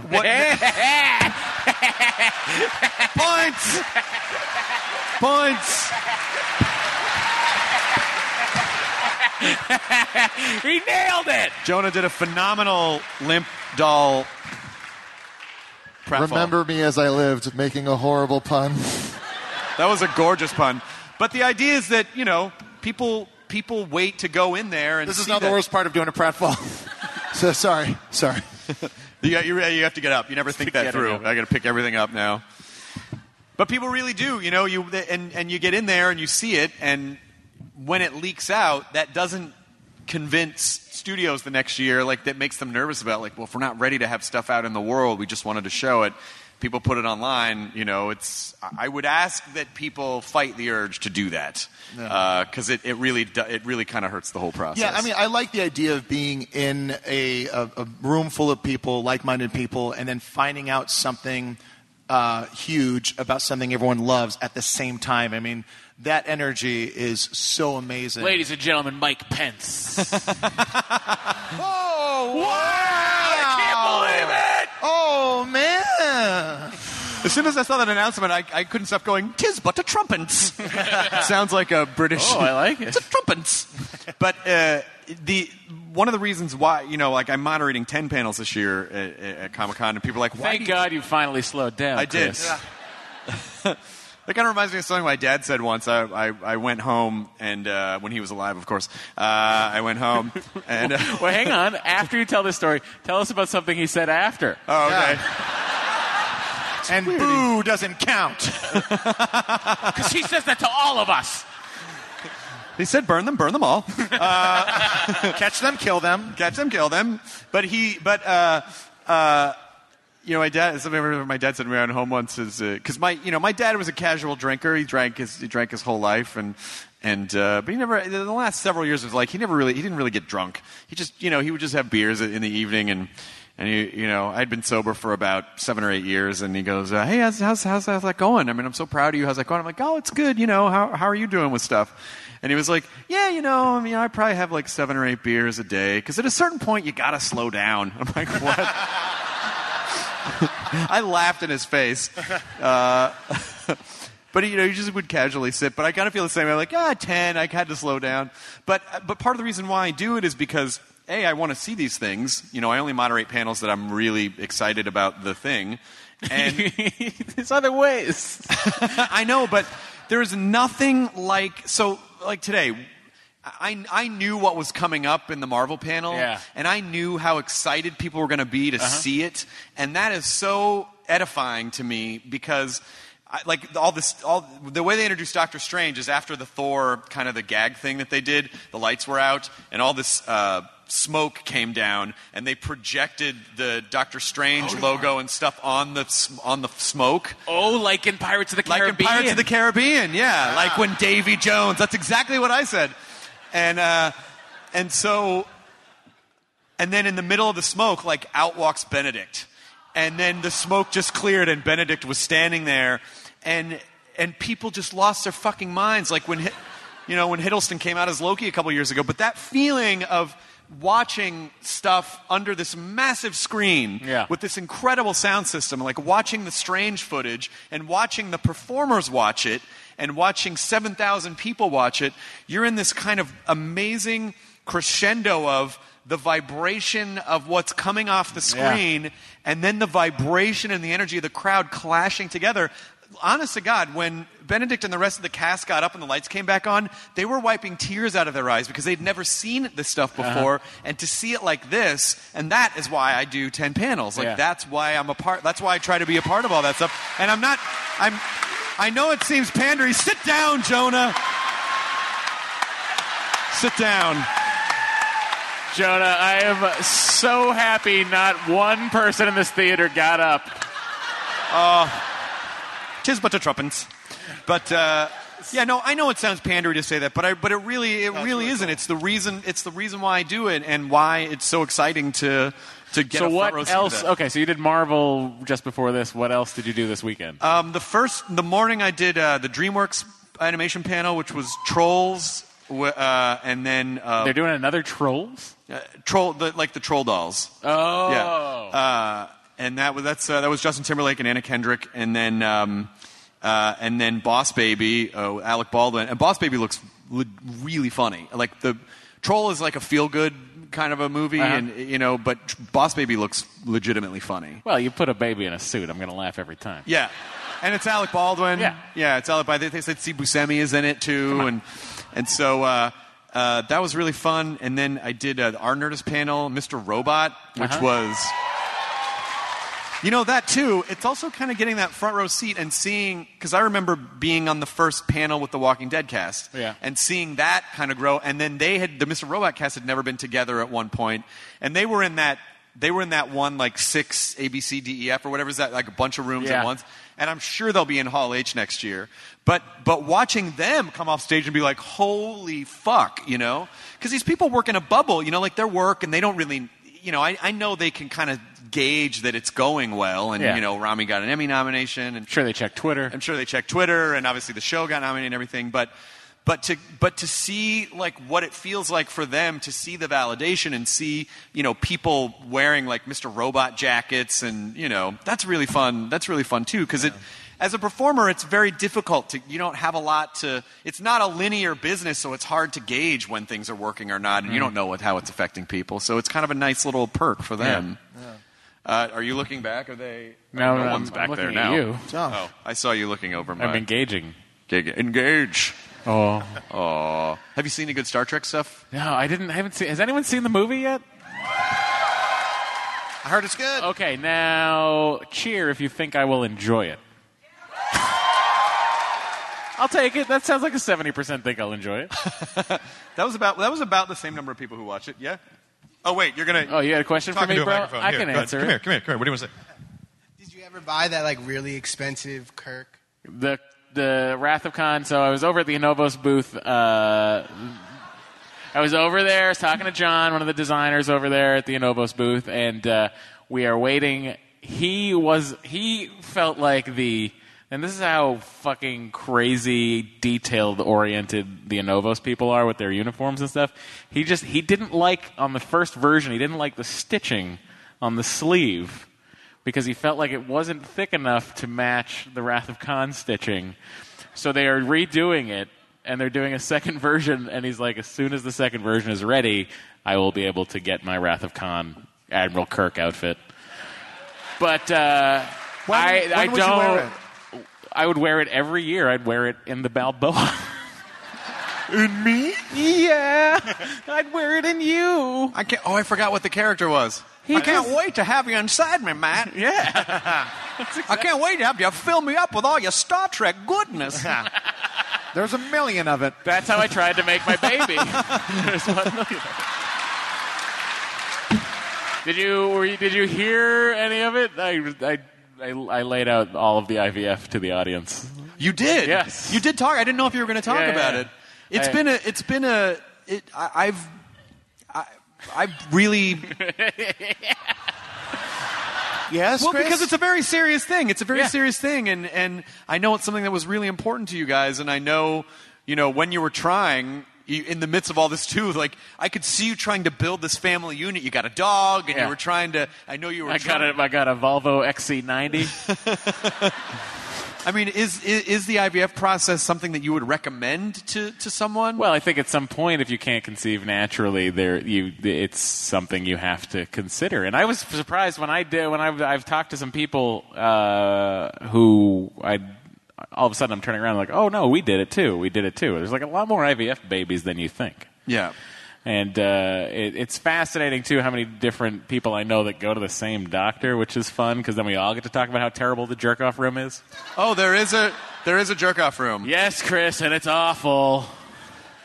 The DVD selection. I have a picture of the Anal Titans. If anyone... I'm good. No. I had a friend who was banking sperm because he and his wife at the time, like I don't know, for whatever reason they decided to like, let's build up our account, whatever. So there ain't no ATM for that. Yeah. So not really making deposits, but kind of. Right. No withdrawals.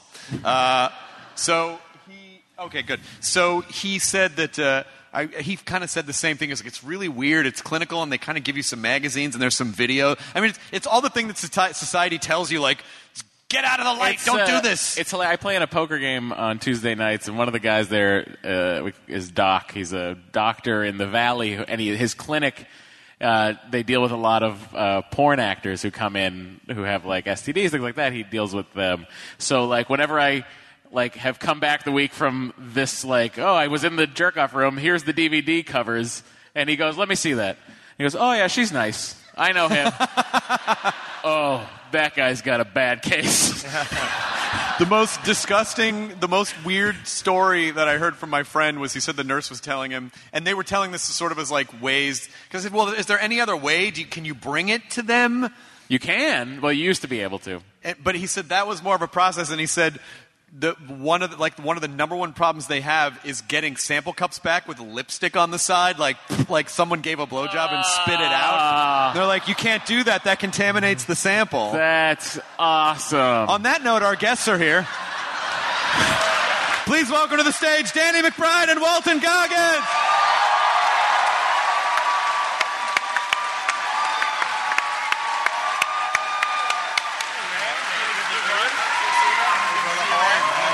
Where do we sit? Right there. Right. Also, Jody Hill is here. Jody Hill. Good to see you. Right here. We need one more chair. I'll be right back.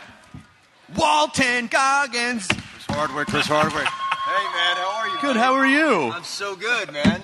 It's great to see you. I've known Chris for a very long time. You guys used to date. We did. We did. It was just fucking. We did for him. We did House of a Thousand Corpses together in 2000s. Awesome. 2000s. Yes, it was. And now you've seems like you've done pretty well after that, Walton. As have you, my friend. As have you. Things are good. Danny McBride, I saw there was I saw you like ushered into an elevator at the hotel. There was a security detail in there, and I go to get on the elevator. They're like, "Sorry, you can't get on." And then I see you and Matt LeBeau, and they're like, "Get the fuck on here. It's fine." And then you guys all had to get off for some reason immediately. I'm like, "What did I do?" Where were you? We've been compromised. Out! Get him out! They throw a sheet over your head and throw you into the laundry chute. Where were you guys headed? I have no idea. They've just been rushing us into one hotel room after the next. I feel like I'm a hostage taken somewhere. They're just moving us around to make sure we don't get caught. Could you please hold up this newspaper? How was your vice principal's panel today? It was good. The moderator left a little to be desired. Yeah, That's what everyone's been saying. Guys, I only have 1 million sperm, okay? Normal is 80 to 120.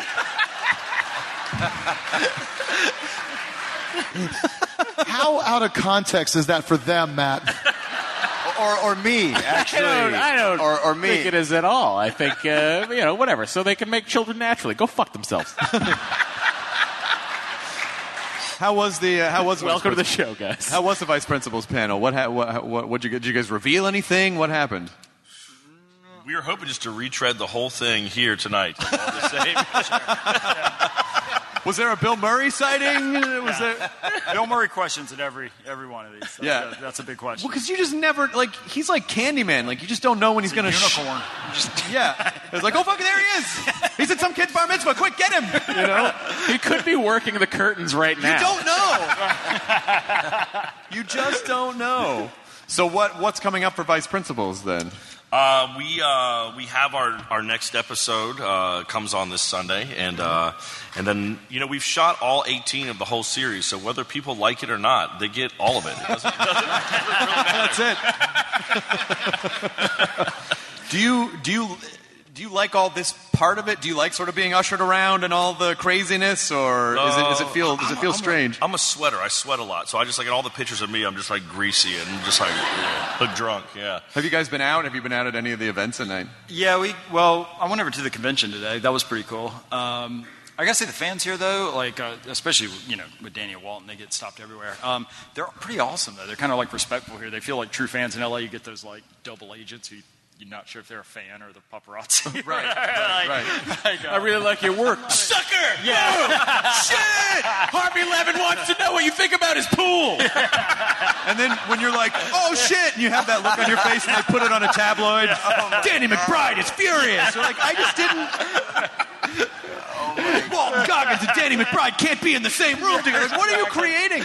I always feel like the tabloids are basically a print reality show for people who would never be on a reality show. Like they've created these, it's such a strange time that we're living in. Yeah. How do you guys are you on, you're still on Twitter, right? Have you quit yet? No, I was never on Twitter. On Instagram. I thought you're on just Instagram. Yeah. They're just a picture. A picture says 1,000 words, but that's it. That's my only. I do have I have a Facebook page that I haven't looked at in maybe 10 years or 8 years, maybe 7 years, and I have an alternative Facebook page that I actually open to just communicate with like the 20 friends that I have in the world, called Wily Goat or something like that, and I haven't looked at that in 7 years. So it's really just Instagram for me. That's it. But it is real. It's Walton Goggins bona fide, so it's real. Bona fide means real, authentic. That's what that means. I'm bona fide. I just woke up from a disco nap, Chris. What was your voice? Literally, man, I'm tired, man. I need a shot of tequila. Is that going to help right now? I think we can get. Can we get Walton a shot? Can we get Walton to do? I'll take one too. Can we get Walton to do like 9 shots and just watch him unravel? How do you deal with talking all day? Like it's a lot of talking. Can I be honest with you? That's a really good question, and I really do. When I go home, I really do shut down, and I have to make a conscious decision to not be inconsiderate to my fiance because I'm so engaged and so focused all day on pretty much everything that sometimes I'll come home and she'll say like, oh, this happened or there was a problem with this, and I have to say like, no problems, just give me a minute, but that's not fair to her. So I have to really figure out a way to just decompress, and I'm really starting to think meditation might be a good thing to do. It is. To really just focus and kind of shut it all down. How do you process it? I just come home and knock my wife around. Try to take it out on her. Yeah, for sure. Leave me alone. Gia. No, when we're in the writer's room, I mean, we like... Oh, that's not the real answer. Okay, good. Yeah. But I've tried it. It didn't work. She knocked me back, and it was But when we write, we just get into such a weird trance of just sitting in this room, going over index cards, staring at these characters' names cross-eyed, and I'll come home and try to talk to Gia, or she'll try to talk to me, and then my head's still spinning. I'm still trying to figure out, what does Lee Russell wear to school the next day? And I can't answer any requests. I'm never present, so I have to work on that too. Maybe we'll both do meditation together. We'll just stare at each other the whole time. Yeah. Figuring out stuff. I actually think the best person you can hang out with after work, when you think about it, is someone from work, because neither one of you want to say a fucking thing. You're just like, you're just like, hey man, I can be in the room with you and just like not say anything for 4 hours. I won't ask you one question. Well, I bought I'm putting a small arcade in my house, and I bought a show. There was one cabinet has like 80s games, another cabinet has 90s games. And the guy I bought them from was like, there's like thousands of games, and this guy goes, well, I have this 4-player showcase cabinet. And it was too big for my house, so I bought it for at midnight, just thinking like, well, maybe the writers need to come down and decompress and kind of like play games with each other to kind of deal with it. So maybe, you know. And now there's a sign on that arcade cabinet that says, this arcade cabinet will be off during the show tapings. Because we were all just like staring at people playing. Well, I feel like we're in this new, oh, wow. Thank you, Debbie. You're amazing. Jonah! Get that man! Wow. I feel like Don Julio. This is good. Okay. I feel like we're in this era that we're in now. Oh my God. Yeah. Hey, Deb. Yes. By the way, I want to credit Debbie Wonder, who books the guests for our podcast, and also books Nerdist, and also Deb does such an amazing job. So when you hear a guest on the podcast, how the fuck I think of that person? She got that person. So, and Deb, now that everyone has alcohol, can I have a sparkling water, please? Thank you. Oh man, that was just to butter you up for a fucking Perrier. No, it wasn't.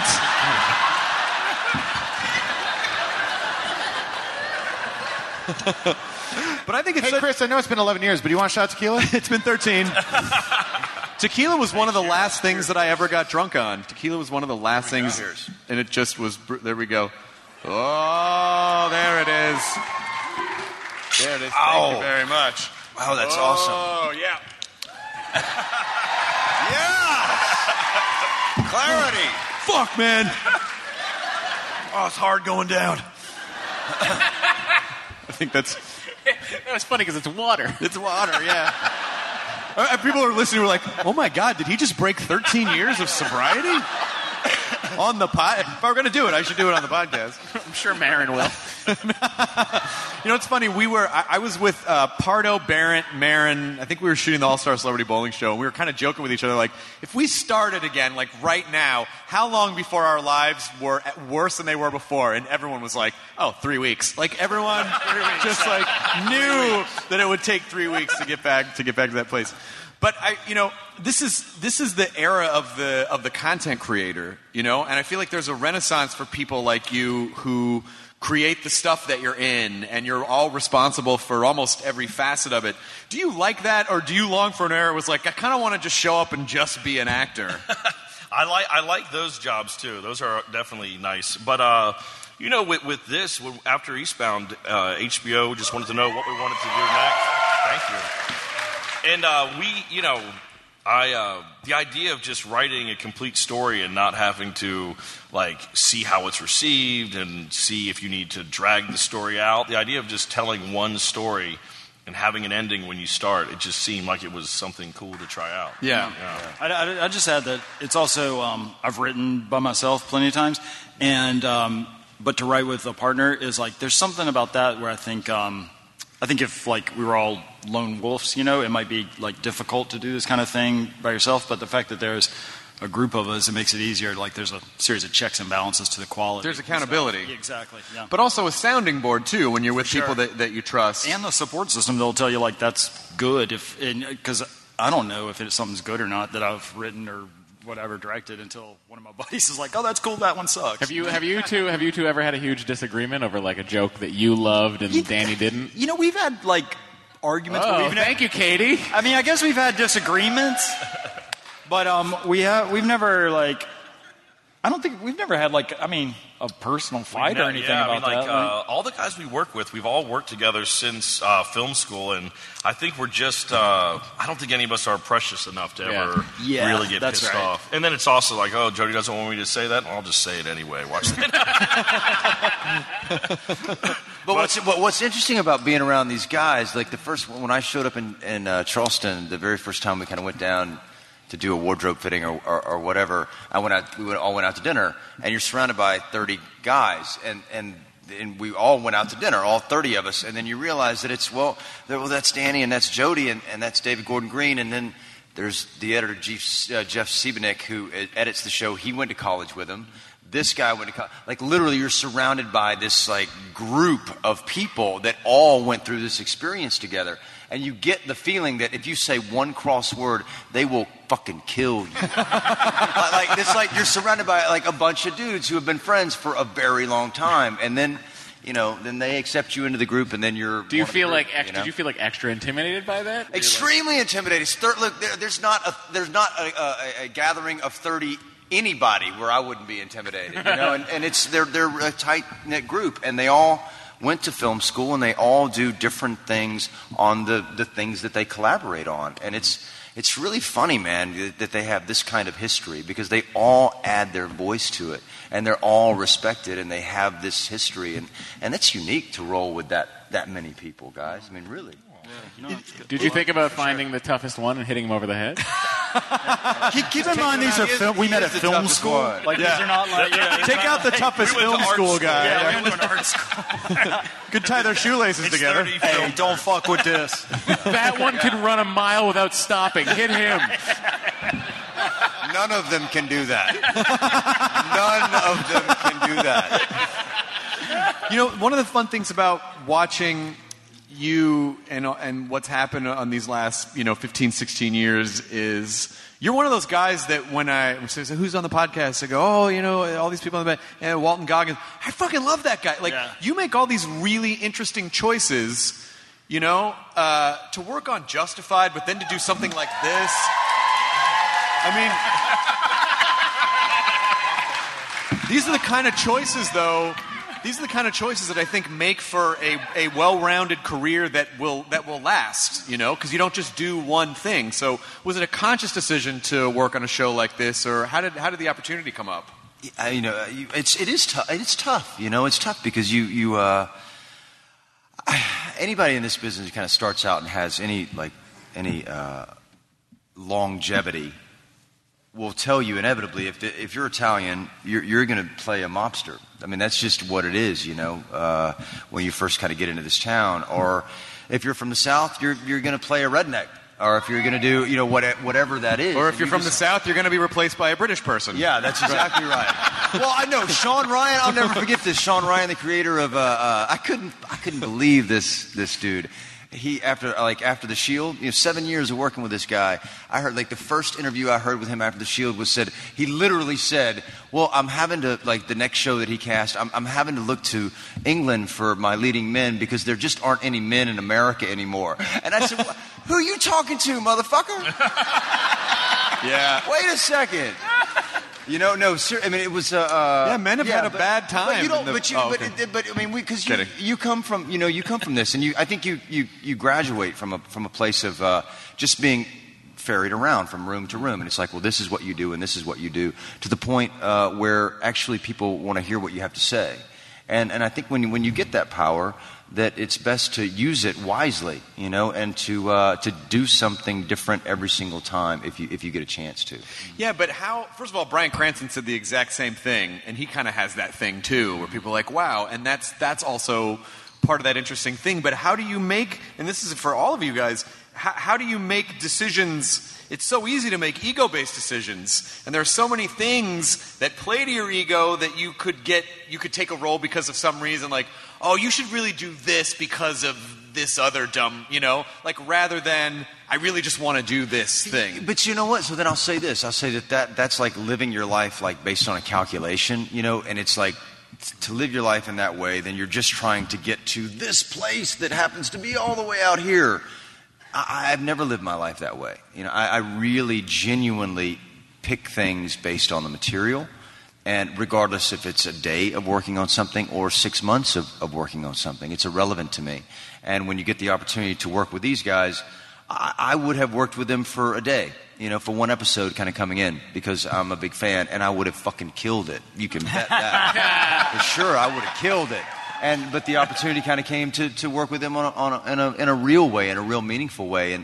And there was no calculation. There was no, what does this mean for my career? Like, what can I get with Danny McBride and Jody Hill? Like, this would be a great one. Walton Goggins bona fide. But it was really about, these guys are artists, that care about story more than anything else. And that's the only thing that I've ever, like, back to working with Rob Zombie, man. He was an artist. He is an artist. And it was like, I just want to work with people that actually have something that they really want to say. And if you follow your heart, then success will follow, man. You'll get a chance to really sit at tables where people want to listen to you. I mean, oh, yes, of course. That is an applause moment. Anyway, and then, hello to Julio. I have not given up, Chris. I'm kidding. For Danny and for Jody, I always feel like you guys are in a club that sort of operates outside the business, and because it feels like you get to do what you want to do. And how did you make that happen? How did you achieve that? That's a good question. I mean, I think we're always just waiting for the day the door closes and they're like, you can't do what you want to do anymore. It's like with every chance we get, we always just kind of look at what are we seeing out there and let's just do whatever is the opposite of that.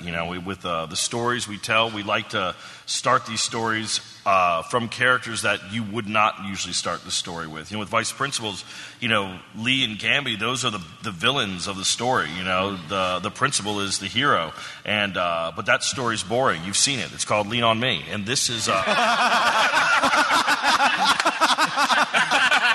Yeah, finally someone's taking that movie down a peg. But I mean, like that, it is just like taking something you've seen before. They used to call me Crazy Joe. Finally, but it's just like this is a story that you've seen before. You've seen the educator that comes into a situation and turns things around, but you've never seen the story of the two assholes who try to stop them from doing that. Right. And so we're like, well, that seems like something that I would go see. I haven't seen that before, and for better or worse, that's weirdly how we sort of follow our gut. We just try to do the different version of what people want to see, I guess. Yeah, because honestly, we've had probably, at least financially, maybe debatable, but we've had probably more failures than we have success, and we just happened to get lucky with Eastbound, and it connected with people, and we've had the opportunity to create our own things, which I guess it started at, like, we kind of established that with Foot Fist Way, and at least my mindset is like ride that wave. If I have kids one day and owe a bunch of money to get them through college, I mean, I guess I would take like a director for hire job, but I figure like try to ride it as long as we can and just make weird stuff, Yeah, and I think that's just don't have kids, Jody. You're going to be good. And it's over. That's right. Yeah. But $1 million sounds like a lot. That's what I said to the doctor. The doctor calls me up, guys. I don't know what's going on. Matt's wife. I'm having the IVF with my wife, right? We're trying to get a baby, at least one. Right. Knock on wood, we got 4 embryos. Am I right? That's not wood. Oh shit. But so I didn't know. I got the phone call from my urologist, and he's like, "Okay, we got your results. Just want to let you know." Your sperm count's 1 million, and I'm like, fuck yeah, $1 million of anything is awesome. If I had $1 million, that'd be great. Yeah. And he's like, just so you know, normal is 80 to 120 million. Oh. You got dumb cum. The dumbest. The dumbest. Maybe that saved you a few times in your life. You know what? Oh, fuck yeah. You know what's got to be crazy about that? Think about all the times in your life up to there you're like, oh my God, what if I got that person pregnant? And it was almost impossible. Yeah, well, that's why I said to my wife. You never had to stress all those times. That's why I said to my wife, I was like, honey, you haven't gotten pregnant yet. It's not you. Yeah. Trust me. So it was me. Anyway, that's where we're at, guys. Turn around. Yeah. Good luck, man. Thank you, guys. I believe in your sperm. I believe. Thank you. I believe in them. I'm gonna have them play fellas. that sound This may clip be the in Chiquita my Believe in your sperm. Let's see it. Let's fire a million out here right now. Let's see how that Fire works. a million out.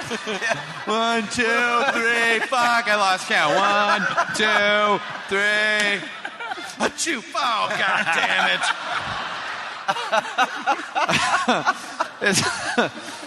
But I think what's so inspirational about it is that lean on me when you're not strong. I'll be your friend. Oh my God! But I do think, but legitimately, this is awesome. No. What's weird about I was literally dead. I was dead asleep 15 minutes ago. I mean, I was. He was. I was like, Walton, ago. where the fuck are you? What have you guys been? So you had the panel. Wait, here. Have you guys been just doing nonstop press all day? Yeah. Well, I mean, it gets back to the conversation about conversations with people, and I think I don't know. I think for a lot of people in the entertainment business or even outside of it, if you expend that amount of energy during the day, then you need just as much time alone. You know, if you're out in the public or interfacing with people for 10 hours a day, God, I mean, I need at least 6 hours alone by myself just to kind of refuel. Yeah. But also, I think and it's not their fault, but sort of the monotony of press junket. They only have a couple minutes with you guys, so you're gonna get the same top level questions. But don't you feel that that's lame though? I mean, like we went to the hall today, the Comic-Con, and you're surrounded by people. I mean, I know it for these guys. I mean, I don't know you guys too well yet, but you know a lot about Matt. I mean, but these are extremely. I'm about to pop a million. One point.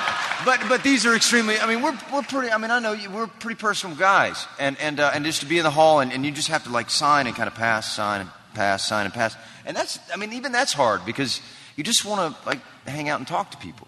Right. A little bit, but you don't get the chance. Just the numbers of it, it's just exactly. It's unfortunately not possible, exactly. And that's sort of what has to happen. But I think you do want to have real connections with people, but there's just so much. It's particularly at Comic-Con. There's so much, and you're never going to see everything. Yeah.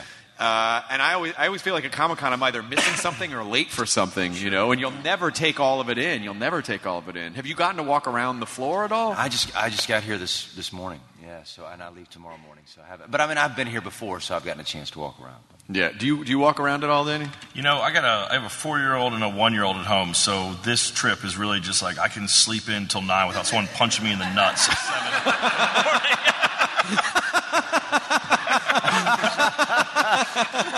That's usually his wife.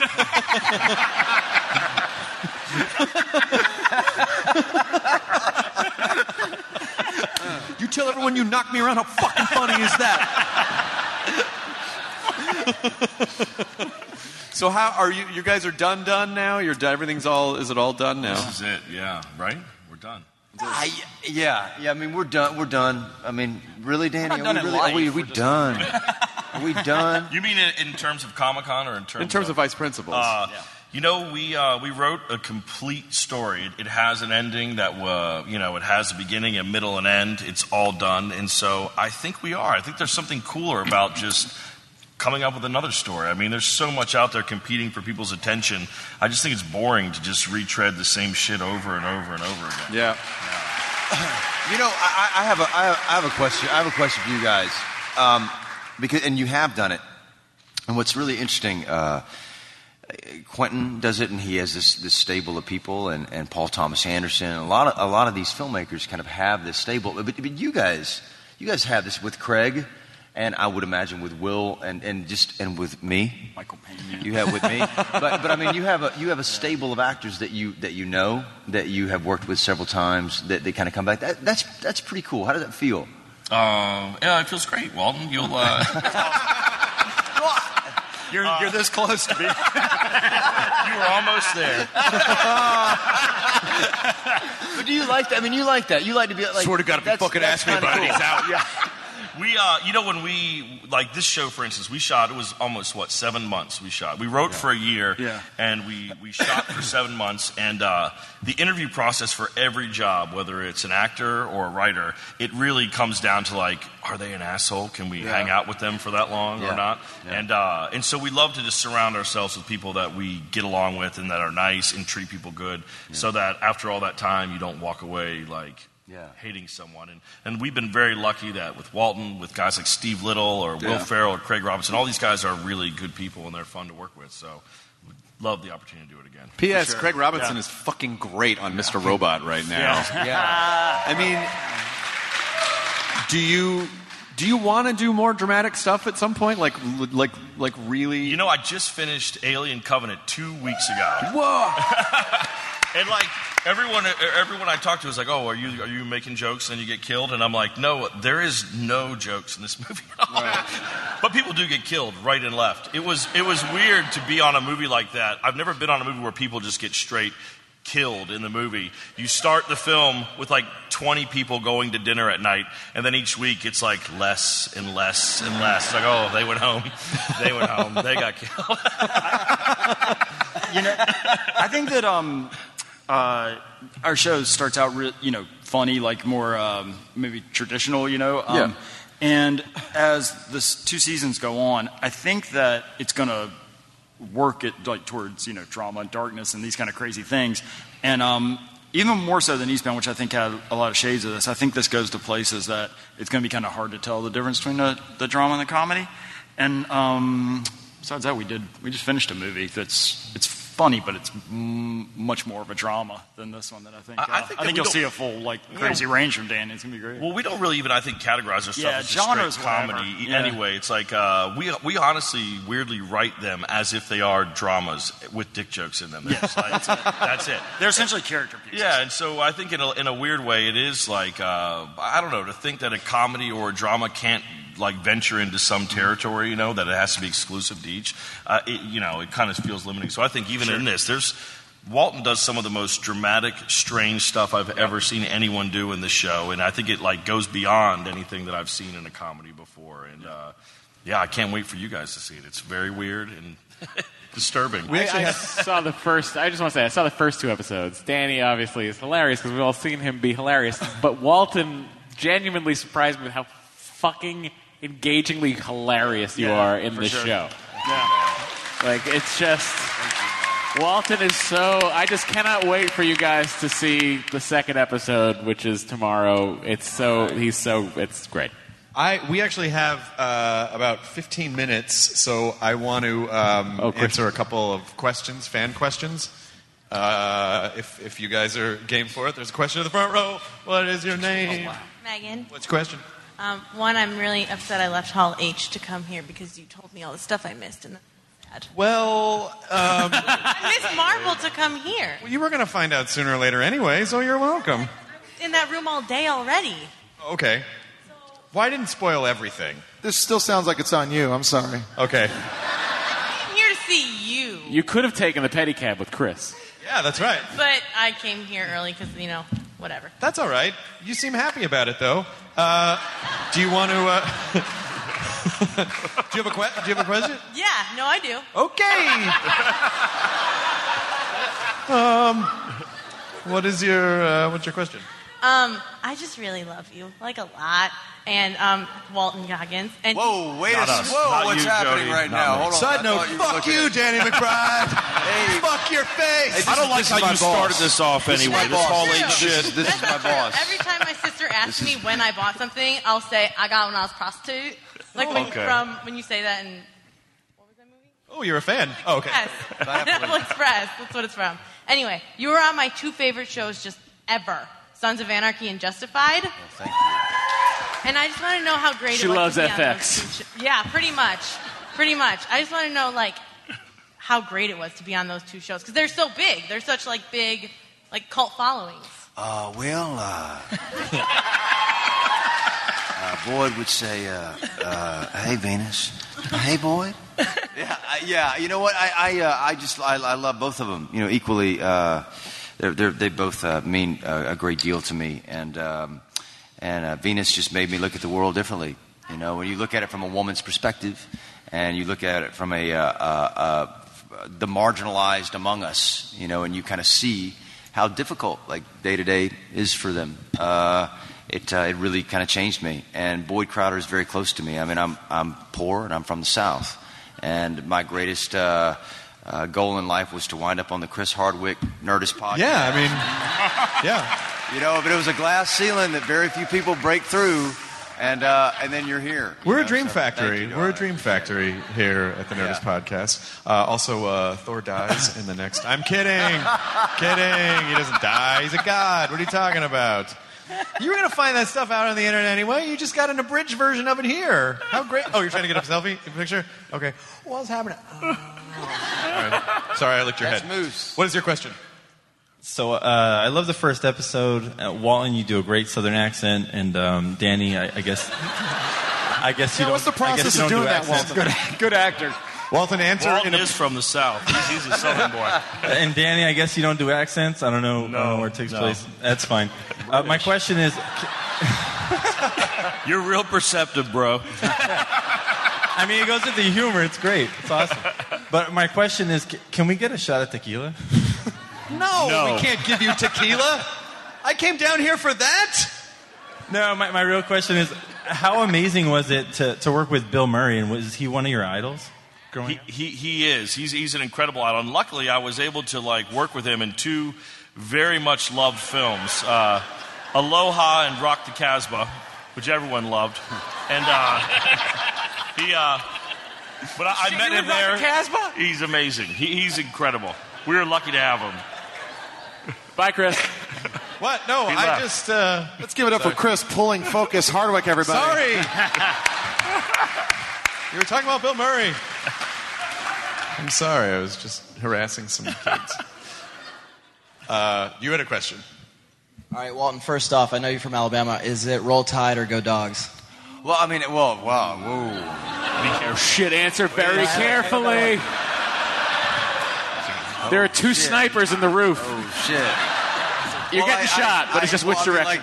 I guess the Roll Tide side of me would have just been a year old, so I don't know how much he watched football. I actually moved to Atlanta when I was a year old. Okay, ask one more. Yeah. Okay. Yeah. All of you guys do so much, and it's for young people that are coming up in entertainment and things. Entertainment now has become a level where you don't have to be just an actor, just a director, just a producer. And Chris, you do so many shows. How do you guys focus and bring 100% on every project you do? I personally don't do that many projects, so you guys are laughing, but I'm actually kind of serious. One thing at a time. I don't know. Oh my God! And even then, 80%. I mean, I give them 100%, but it's just one every couple of years. Danny, what do you have an answer for that? You just, I don't know. You find the energy for it. If you really enjoy what you're doing, you figure out how to get yourself there and how to show up awake if you really like it. So always choose things you enjoy. Yeah, the thought of failing in front of a huge audience is pretty scary. So you try to at You're least seeing make it not it right suck. now. You know what? I'm going to jump in here really quickly. You, because you ask a serious question, demands a serious answer. Walk in and be the most prepared person in the room. You know what I mean? Give your 100%, not because nobody's looking.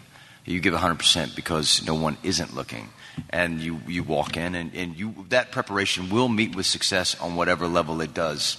And even if it doesn't, you will get something from it that will serve you in ways that you know not. I mean, walking into the Hateful Eight cast for you. You know what, man? I mean, that's been my whole life, man. And I know these guys. I mean, Danny and Jody and I have talked about this. My mother made $12,000 a year, man. I mean, I grew up on the other side of the tracks in Atlanta, Georgia. You do a great Southern accent. Hey, man. Thank you. I appreciate that. I appreciate it. Right. Yeah, you do. You work. You work hard, man. That's what you do. Every single day. And I remember the very first time, kind of after Django, even after Django, like sitting there having to be at the Hateful Eight at 11 o'clock kind of table read, and just sitting there looking at everybody kind of in that room before I walked in, and it was like, fuck, man, I can't walk in that room, And I just kind of exhaled before I walked in, and I said, on my worst fucking day. And then you walk in and you just do it because I read the story. I know his material. I mean, I read it 100 times before we even did it. Whether I got it or whether I didn't get it, it was irrelevant. I got to say his words in front of him. And that's how I felt about these guys the first time I met them. I think that the young generation today are so occupied with missing the 6 steps that you need in order to build a foundation to have a really meaningful life. Do you know what I mean by that? It's like you start here, and it doesn't mean you necessarily get here. You start here, and you just focus on getting to the next step, and then the next step, and then the next step. I mean, for me, I've been doing this for 25 years. I'm the dude who came to Los Angeles with $300 in his pocket, and braggart. Yeah. 7 million sperm strong. I'm just saying. Can I? Boom! A 5-year-old, Augustus Somerset Goggins, and I stopped there on my decision. Can I just jump in here? 7 million's actually not a lot. It's like 80 or 120. 485 but it's okay. million. But it's more than one. 795 million. It's more than one. And just really quickly, if I can jump in on your answer too. This Comic-Con's sort of a microcosm of what my life is, and people say, how do you manage all the panels and how do you manage everything? I basically I just live in today. I know tomorrow, I'm doing 2 panels and I'm just not thinking about them yet. I kind of know what they are, and I'll deal with it. I'll deal with tomorrow, I guess, So I don't take it all on at once. I think that's kind of a way to go about it. Yes, sir. How you doing? Good. What's your question? Hey, this question is for Jody Hill and Mr. McBride. Daniel, if I may. Yes. Curious. Daniel Richard. Big heroes. This is like a dream come true to be talking to you guys or whatever. I'm going to puke, I think. But I was curious to know if you guys had one character that you may have modeled after somebody who you know in real life in any of your TV shows or movies, maybe Eastbound and Down in particular. I think there are 2 or 3 guys that Jody and I know that we model almost everything we do after. But we cannot tell you who it is because they cannot know that we're doing it. But we'll be on set and we'll be like, I think it needs a little more, I don't know, Earl. It needs a little more Earl. Give it a little more Earl. And then they'll like it. Danny totally knows what that means and just starts doing it. But it is. There's and it's also like a lot of guys that we grew up with. Jody and I we went to art school. We were both we weren't your typical guys growing up in the South, and so I think in some ways Kenny Powers and some of these characters we represent are guys that we that might have fucked with us when we were younger. Yeah. And now we embody them. Yeah, we've never played baseball. We don't follow baseball, any of that stuff. Are there time for one more question? Hey, so as much as I really want to ask a question to Danny about how he feels about having Channing Tatum as a gimp, my question is directed at all of you. So I was here last night, and Dan Harmon was here in the Balboa. And to make his money worth, he literally stripped down to his underwear and started rapping about poison ivy at the Comic-Con, and just a lot of profanity. So I'm just wondering what you guys are going to do to make up to that. What? We have to top Dan Harmon stripping down and rapping to Poison Ivy? Honey, there's not enough tequila on this table. Yeah, we drank Don Julio. I mean, you guys didn't have any, but we did. Wait, one more question. Hey, this is for Danny. I think your entrance in This Is the End was like one of the best moments in comedy in like the last, I don't know how long. I like died when I saw that, and so I'm curious, like, what was that like writing or filming and all that? I just thought that was like so brilliant of like a scene, and I'm curious about it. Seth and Evan wrote that film, and they had talked about that movie for a few years. Like when we were on Pineapple Express, they were talking about how they wanted to make that film, and it was just something where I didn't ever really think that would be a movie somebody would make, and they sent me the script, and it was like, first of all, I was like, oh, this is incredible, and then it was like, this is what they think of me? They think I would do that? But it was awesome. That movie was hands down one of the best times I've ever had doing anything. Those guys are so much fun, and it was awesome. Like, and when you came down to that set, I had some buddies who were like working on the crew, and they're like, "Oh, you better come prepared. Franco is fucking lighting Jonah up. You better, everything's on the board." And so you just had to come ready to have all your failures thrown at you. It was almost therapy. It was good. Well, I want to hugely thank you guys for being here. I know you had a crazy long day. It's always fun. I wish we could catch up in life. We always catch up on podcasts. We will. But a huge hand for Walton Goggins and Danny McBride and Jody Hill. And that's going to do it for us on the Nerdist Podcast on the early show. I want to thank you guys so much. I'm sorry you missed the Marvel panel. I apologize for being late. I did the best I could to get here as quickly as possible. But have a wonderful night. Be nice to each other. Enjoy your burrito. Thanks for coming, everyone.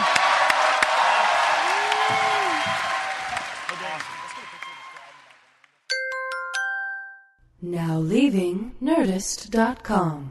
Enjoy your burrito.